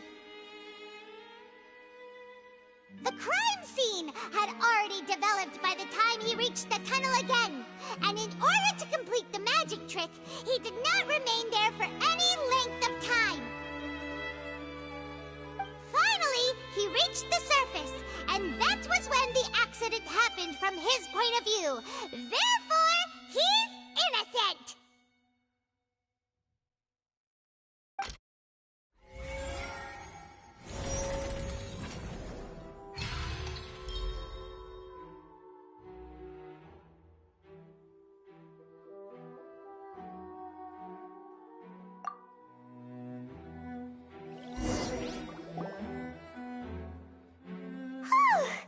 Paimon did it! Paimon actually managed to say all that! Oh, wasn't it awesome? In other words, you believe that he knew nothing of the incident? That's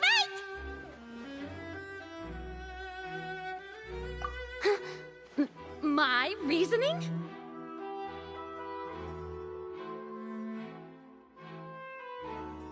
If that's the case, then if Cowell hadn't entered the tunnel, who was the entire setup meant to kill?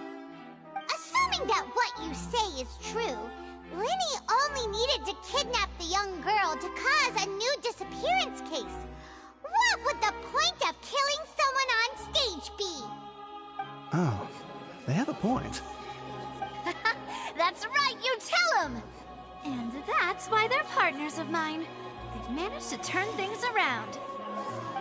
Oh, well, your denial is very strident, I'll give you that. But what proof do you have to back your claims?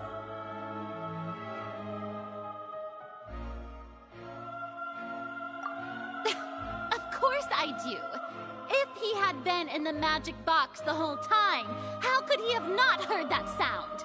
Why do you ask? You're saying that he wasn't?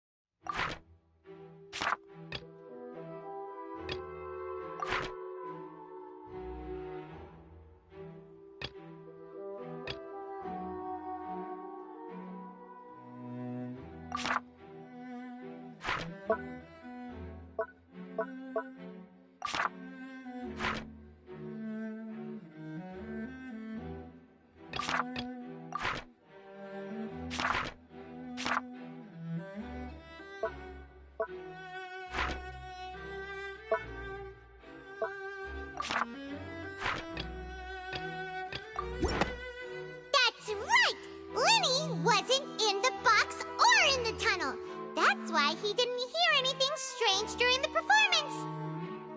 This means that when the crime happened, Linny had already entered the basement via the vent.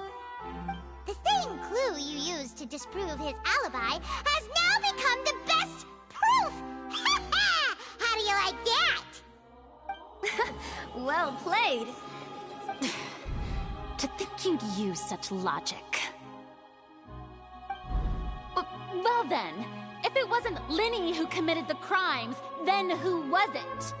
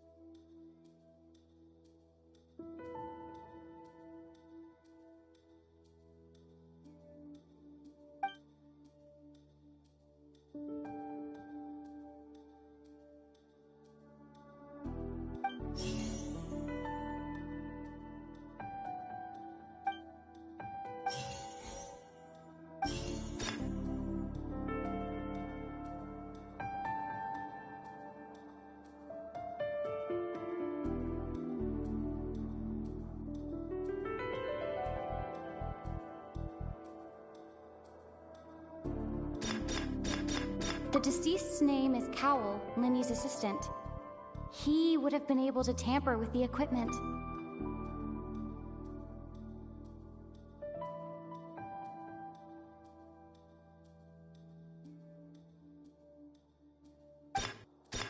Halsey is the missing person and an ordinary audience member.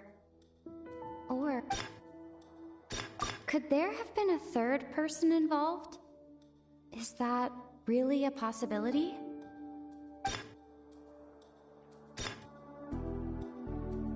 Halsey is the missing person and an ordinary...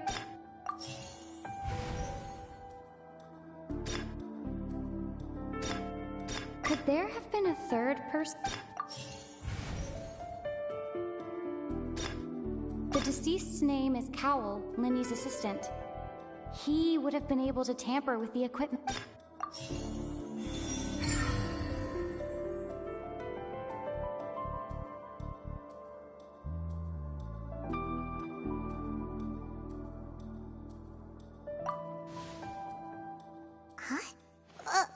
That can't be right.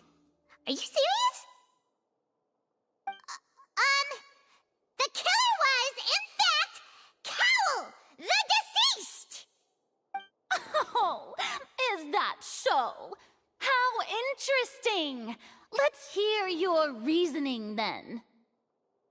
What I must do next is recreate the truth. What Cowell did, and how he went from would-be perpetrator to victim.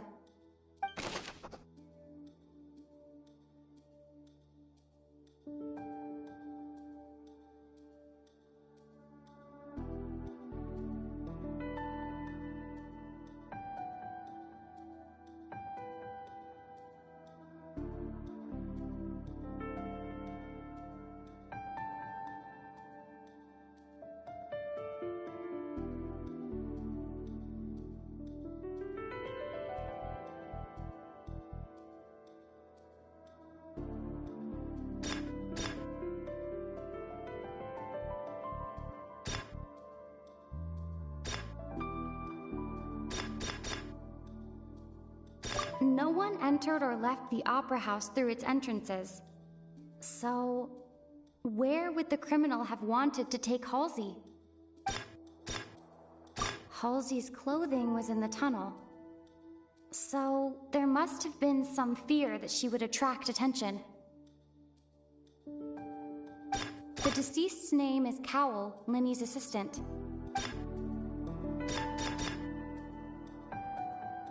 Linny was not in the tunnel at that moment, which gave our criminal ample time. It would have been tough for both people to fit into that vent. They would likely have bumped into Linny as well.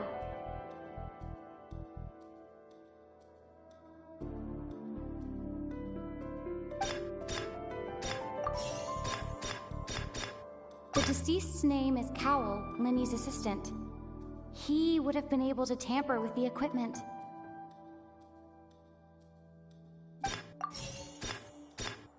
No one entered or left the Opera House through its entrances. So, where would the criminal have wanted to take Halsey?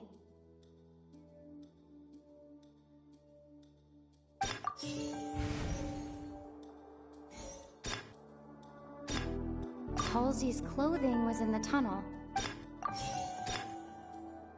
The sound we heard may have... The sound we heard may... It would have been tough for both people. Halsey's clothing was...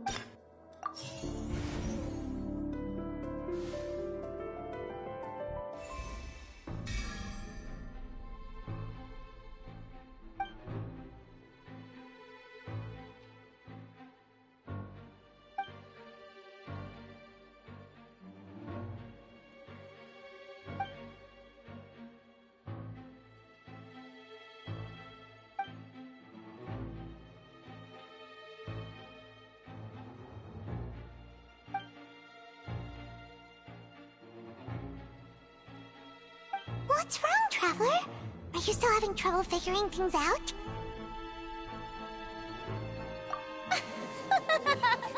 I see how it is. So this was all just a bluff. And here I thought you had something to show for it. But it seems you're still far from the truth. Look, since we're at a dead end, why not consider a different track? Just like the trick as it transpired, the end result must have been utterly different from the magician's initial design. If only we knew how Halsey disappeared. Well, that would be nice, but the tunnel only has 3 exits, and none of them seem very likely. And it's not like this is a magic trick where you can just make a real live person disappear. You know, like you did from that water tank, Lynette.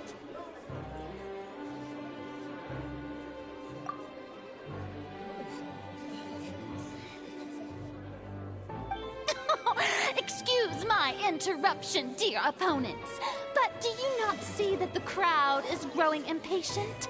There is no greater sin in this opera house than an awkward delay in the performance.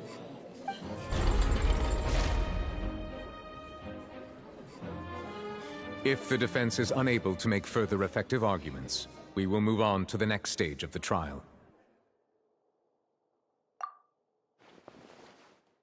Lenny was not in the tunnel at that moment, which gave our criminal ample time.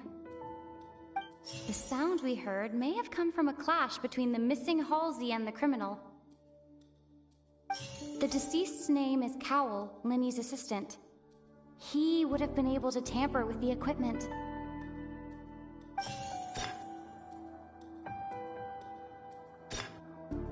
The vase was not broken by chance. It would...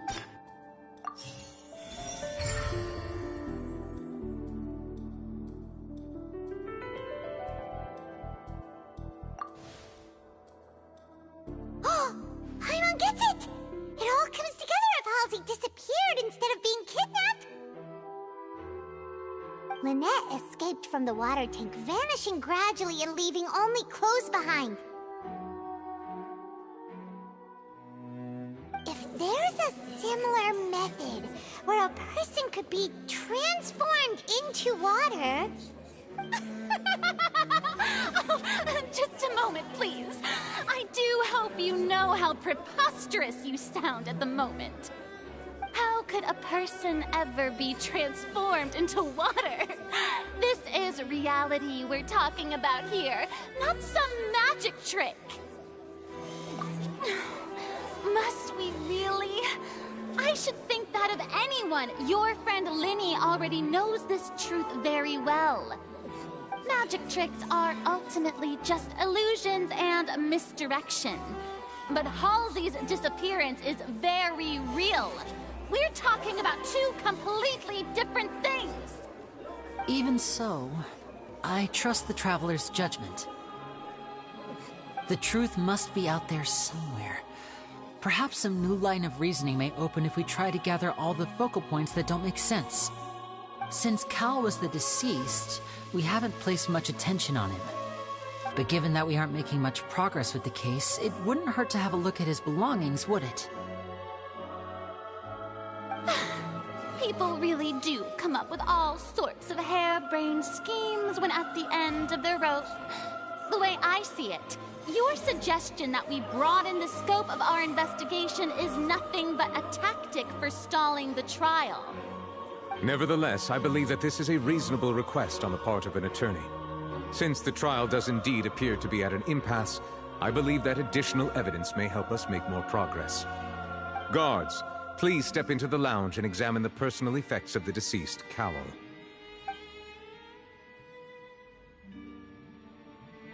We are still examining the items, but we have already made critical progress that we feel must be shared with everyone post-haste.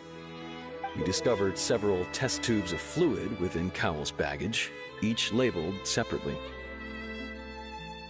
The notebook in his backpack claims that these fluids are water from the primordial sea. The primordial sea? The note's contents also indicate that Cowell belonged to an organization that sells illegal drugs and that he had an accomplice. The notebook has many entries concerning safe usage of these fluids, in which the keyword dissolve appears many times. One of these tubes was labeled Opera Epiclese, along with yesterday's date. It is empty.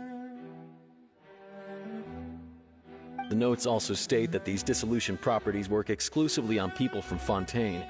It's likely that Halsey was chosen as some sort of test subject. As such, we believe that the defense's hypothesis is, in fact, supported by sufficient evidence. You've got to be kidding! People dissolving into water? Could something so ridiculous actually be true? Wait a moment. This reminds me of a certain prophecy, but it's just a coincidence, isn't it? Huh. If people can become water, does that mean that the water tank's real use was as a means to hide water stains? And if Cowell was targeting that girl... Wait just a minute. Could that mean... You two, with me, quick! Demoiselle, wait! What about your partners? Let's go. Just trust me. Order! Order! It is undeniable that further examination of the deceased's personal effects has yielded some surprising results, but we cannot yet verify the veracity of these clues. Still, let us assume that these clues are indeed authentic, albeit with the understanding that Ms. Halsey has yet to be found. Guards, please continue examining the items along these lines. Mr. Linney, it appears your hypothesis is supported by the evidence, so please continue speaking. Of course. Thank you, Your Honor. If we uphold this hypothesis, I believe that many of this case's seemingly unrelated clues can be connected together. Right! Like the metal hook! That one didn't make sense at all. Let's think about this. Cowell's methods must have something to do with that water from the primordial sea.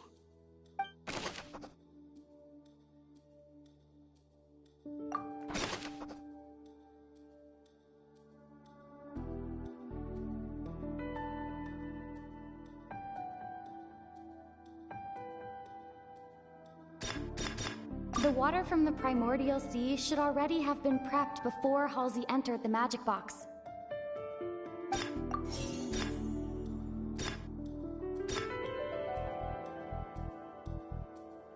The deceased's name is Cowell, Linney's assistant. He would have been able to tamper with the equipment.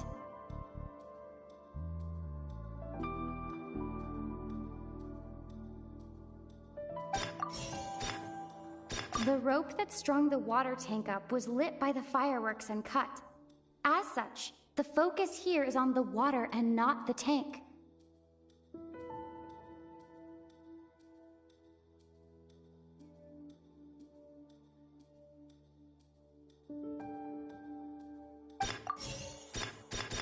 Lynette was in the magic box on stage the entire time. Did she have something to do with this?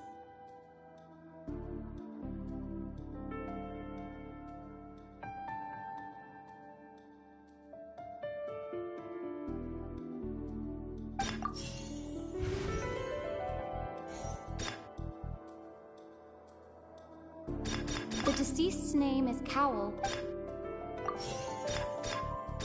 The water from the primordial... Lynette was in the magic... I remember there was some...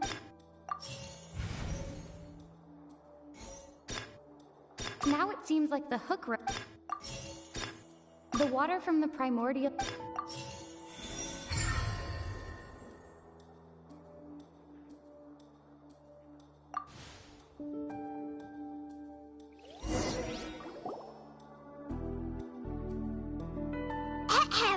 It's Ace Detective Paimon's time to shine again!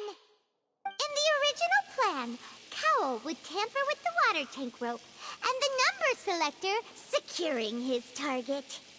When the magic box containing Halsey was lowered, the metal hook would retract gradually and pierce the balloon at the top of the box.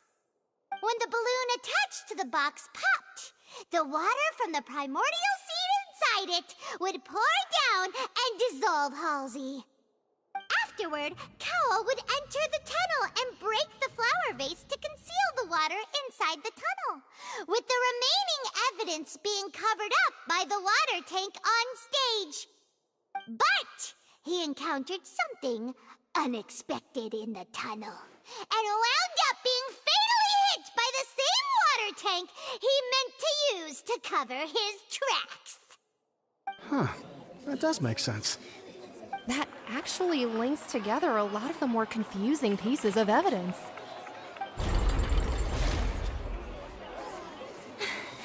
Oh dear, what do I do? Even I think they sound convincing now. Have I falsely accused an innocent person? What a humiliation.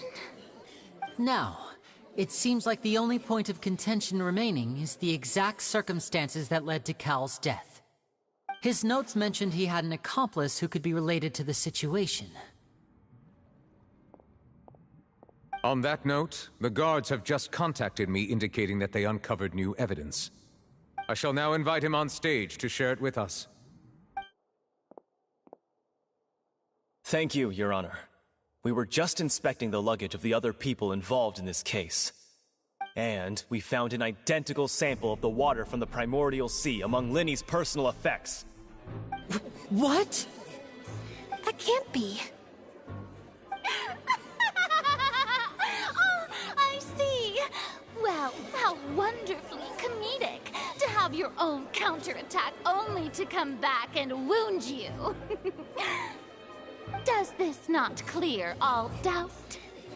My dear citizens, my loyal audience, allow me to present my reasoning and bring this performance to a swift close.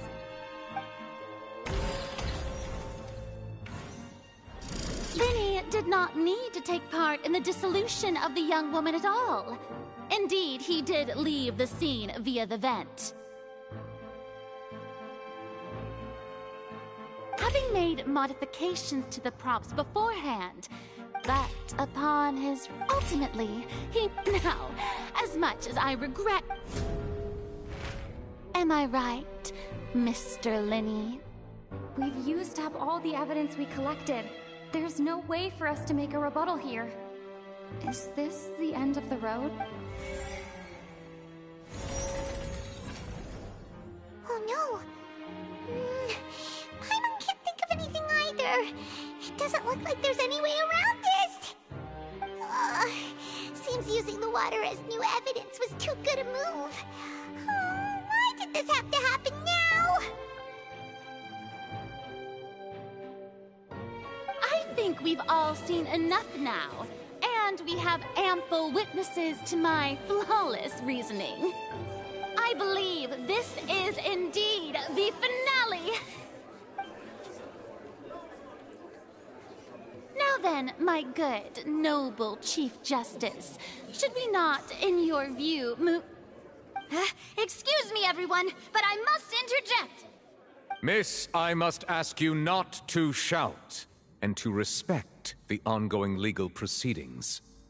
Oh, come on. Don't be hasty. I have a good reason for interrupting, you know.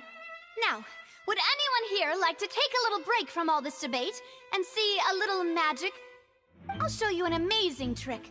One that can bring a young woman who has disappeared back in the flesh, right before your very eyes. Please, do the honors, Mr. Linny, if you would be so kind. What in the world is she saying? No offense, miss, but miracles like that are beyond my scope as a magician.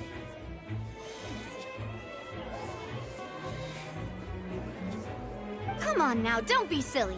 Magic is all about misdirection, isn't it? It often conceals the truth while presenting a fascinating illusion. But once everyone believes the illusion, can't magic reveal the truth to them once again? And wouldn't such a trick be the most marvelous finale to today's performance? Come on, Lenny and Lynette. Give it another go. Don't worry. Spina di Rasula has made the necessary arrangements on your behalf. But, as the magic makers and stars of the show, I think I should leave the final performance to you. I understand.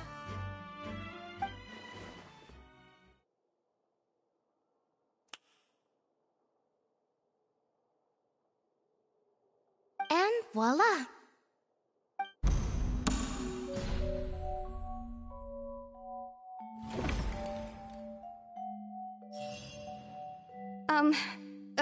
Sorry for the interruption.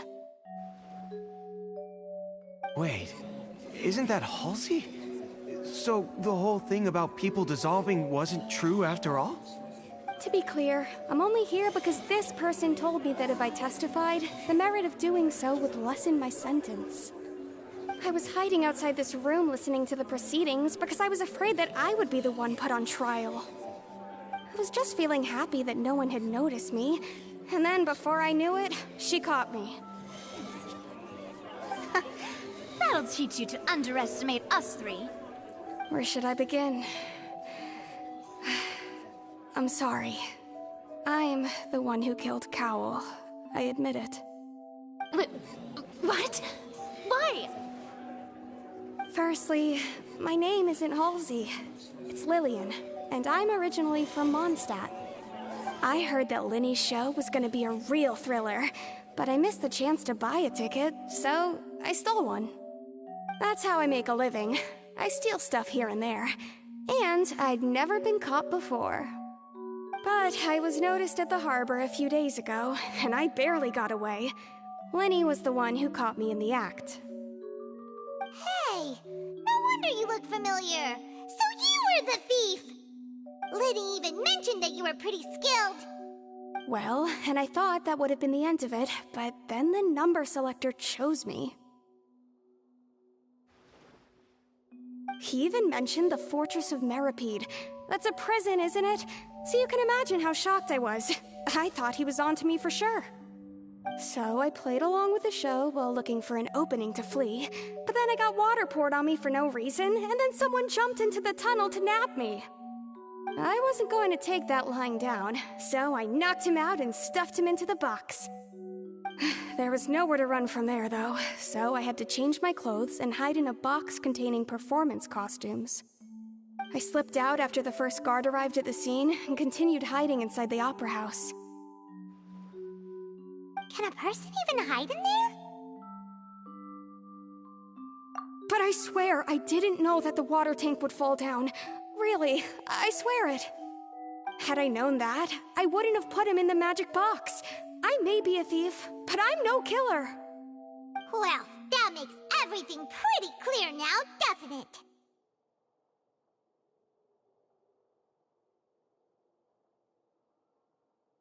This time, we need to tell the entire story from Lillian's perspective.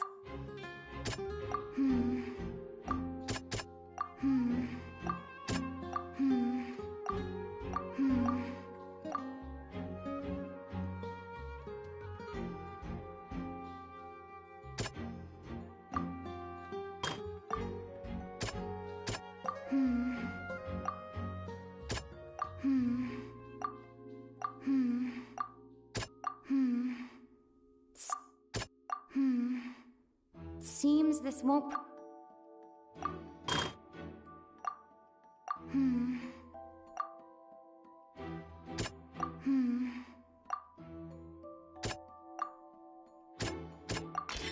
The strange sound wasn't from a fight. It was Lily-Ann's attempt to break out when she was frightened.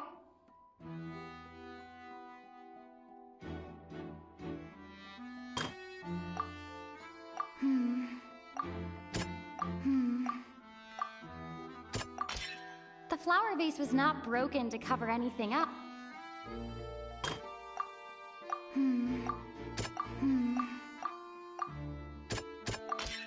Lily-Ann was afraid. And it's Ace Detective Paimon time! Having been selected out of the blue, Lily-Ann panicked. Her panic only intensified after she entered the tunnel and had water poured on her head. So she kicked the door open, producing the thud we all heard. Hearing the commotion, Cowl leapt into the tunnel, only to discover that Lily-Ann had not dissolved. He did not know that Lily-Ann was not from Fontaine, but was a thief who made her way in by stealing a ticket. Mistakenly believing that the water from the primordial sea needed time to take effect, he tried to force Lily-Ann back into the box. The two broke the flower vase during the struggle, but Lily-Ann came out on top, knocking Cowl out and putting him in the box. With no way of escaping, she changed her clothes and hid in the costume trunk until the performance ended.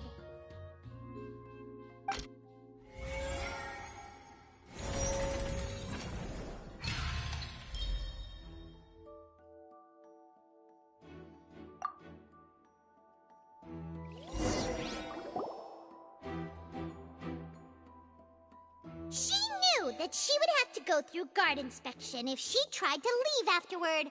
So, she has been trapped in the Opera House these last 2 days. She had already become desperately hungry by the time we were chatting over macarons. So, she swiped 2 of them right under our noses. Talk about a sneaky thief.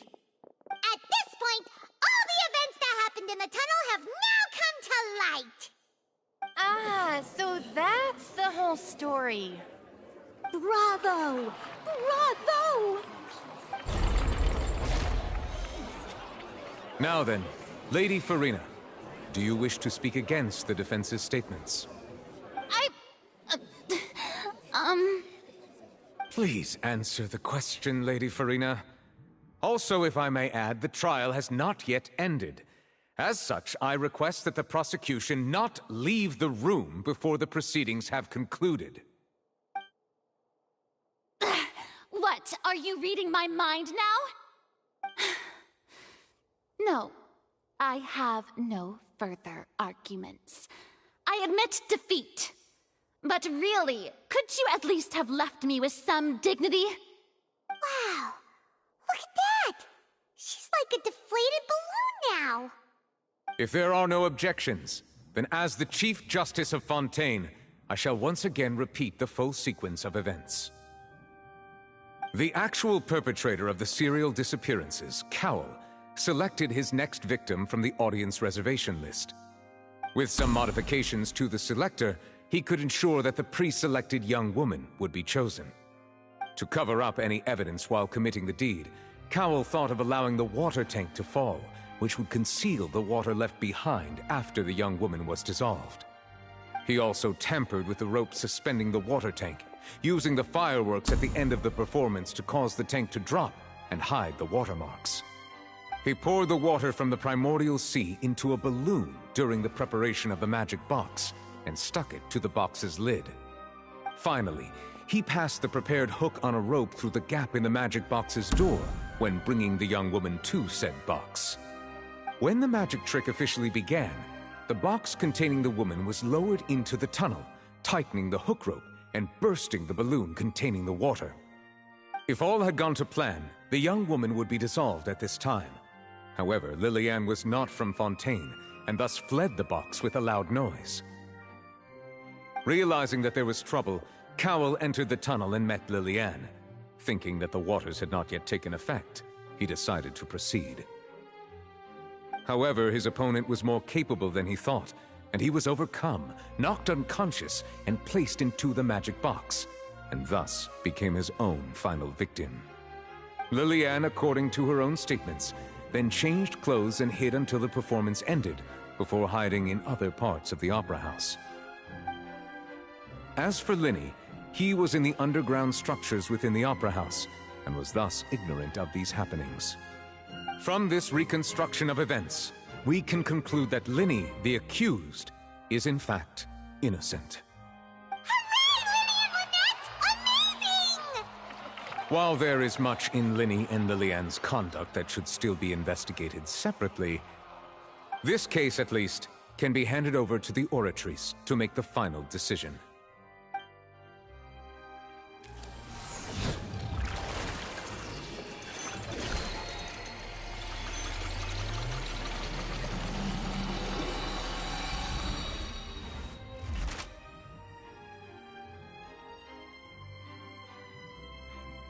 As such, Linny and Lynette are officially declared not guilty.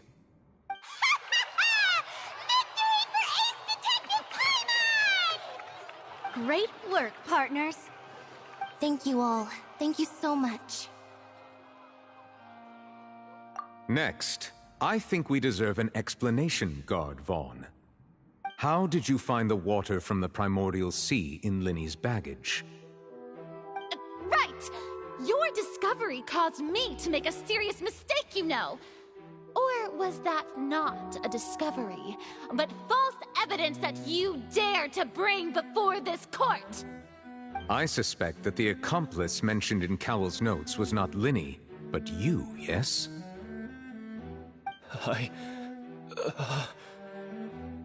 I'm sure you know what you must do to lessen your sentence. Speak quickly! Unless you want to earn yourself a one-way ticket to Coupon Town. I was just following orders. We were supposed to place blame for the serial disappearances onto Linny, and thus cause suspicion to fall on the Fatui. The higher-ups said this was the best opportunity to do so. And now that your plan has fallen through, and the secrets of the water have been revealed, you have become a liability to said higher-ups, yes? Therefore, you would be wise to tell everything you know, and seek the protection of the guards. Yes, I'll tell you everything I know. Our boss discovered that the water can cause people to dissolve. It can also be made into a potion, which when extremely diluted, can cause people to experience unforgettable exhilaration. We've been in this business for a while now, and have made decent mora off it. The disappearances were also the boss's idea. I mean, this is the boss we're talking about.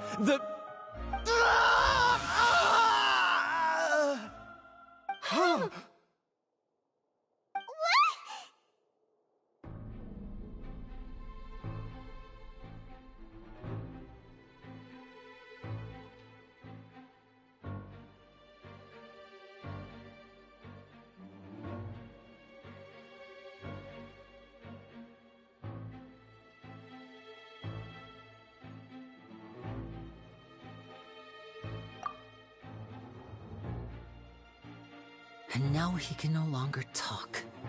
Such ruthlessness. I shouldn't have expected any less of them.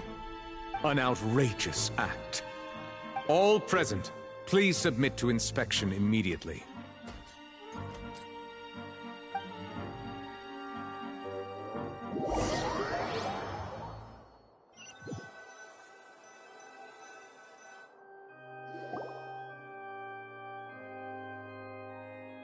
So, we're just going back now?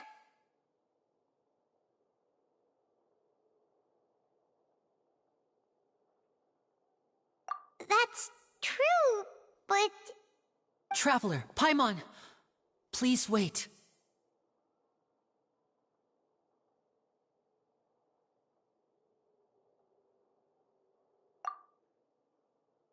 Lenny... I know you may not want to speak to me right now. Maybe you don't even want to look at me. But still, let me thank you again for defending me to the end, even after you learned that I'm a member of the Fatui. I guess. But regardless, I'd like the opportunity to set things straight. I didn't approach you with any ulterior motives or ill intent. I've spoken to you as myself, just plain Linny this entire time. As for why I'm a Fatus, it's because the goals of the House of the Hearth align with those of an orphan like me. That's all. That was how Father, who you might know as the Knave, approached recruiting us back then too. A knave? The one who controls the House of the Hearth? She's your father? That's right. And since we're here, I was wondering, would you mind hearing a story? It's about my past. Back when our parents first died, Lynette and I were left wandering the streets. To survive, I took to surreptitiously observing an older street performer who did magic. It took me several days to figure out how he pulled off his amazing tricks. I took my sister through several streets until we found a crowded corner, and we began to perform magic tricks there. To my surprise, we proved to be pretty popular, and we could at least stop worrying about where our next meal would come from for a time. But I didn't want my sister to remain a street rat together with me forever. Before long, an aristocrat came to me and claimed that he wished to take us in after watching my performances. So you went from orphans to nobility just like that? That was how we felt at first too. As if fate was on our side and we could say goodbye to those painful days. But I gradually discovered that while we were called foster children, he was really after my talent for magic tricks. He would constantly take me to all sorts of banquets to garner attention, which he would then use to expand his social circles. That doesn't seem too bad either. Better than roaming the streets at any rate. It took a while for me to realize just how dark his heart really was. After one particular performance at a banquet, I discovered that Lynette was not on the same return vehicle as me. I waited a long time after we returned home, but she did not come back. I went to that noble's bedroom and asked him about her whereabouts. The answer he gave me was, she caught the eye of the most eminent person at the banquet, so I sent her over as a gift. I mean, you'll be able to perform your magic regardless of who your assistant is, yes? Oh no. So he was gonna... But wouldn't Fontaine's laws deal with such people? As far as outsiders are concerned, this is a relationship akin to adoption or foster care, and they have their ways of escaping the eye of the law.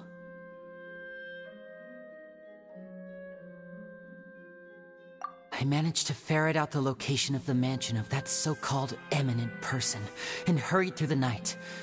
But by the time I leaped over the walls, avoided the guards, and made my way in, all I saw was the moonlit ground covered in blood, and the knave standing there in the darkness. So, she'd already taken care of that guy. That's right. She had rescued my sister before she could come to any harm, and had even discovered several girls hidden in a basement, all of them orphans.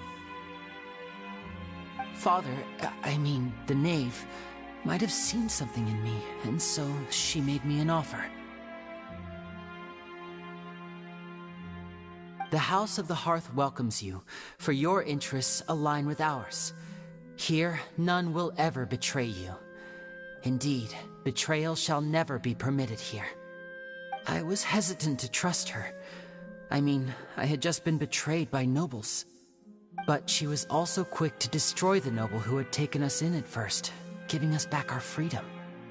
Oh, so that's how the two of you joined the House of the Hearth.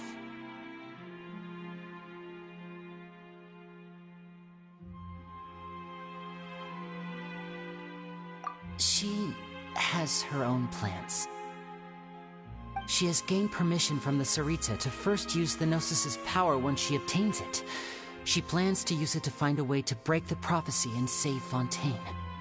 So, she believes in that prophecy too? That's right. The whole House of the Hearth is currently working to combat that crisis. Today's case has also proven that people from Fontaine can indeed dissolve into some sort of water, thus further supporting the prophecy. All of us house members here, Lady Arlecchino herself included, are from Fontaine. We won't give up on defending our homeland. To us orphans, the only connection we have left to this world, apart from our family, is our homeland. So, from small deeds like distributing magic pockets to huge schemes like stealing a Gnosis, everything is aimed at dealing with that prophecy.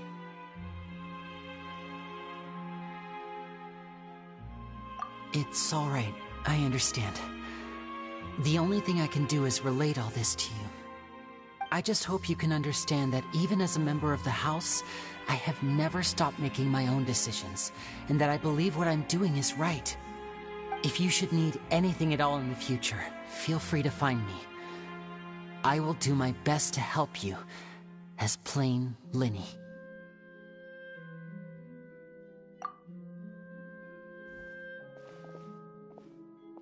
Bye, Linny!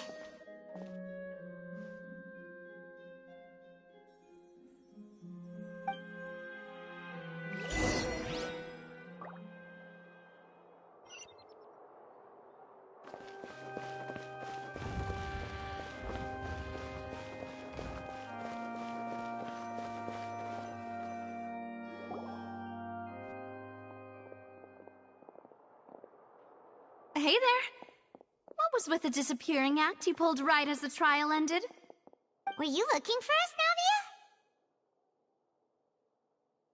Navia? Well, this whole thing isn't exactly over, is it? I do feel that we're getting closer to solving the serial disappearances case, though. Don't you think so, too? Huh? What's wrong, my dear partner?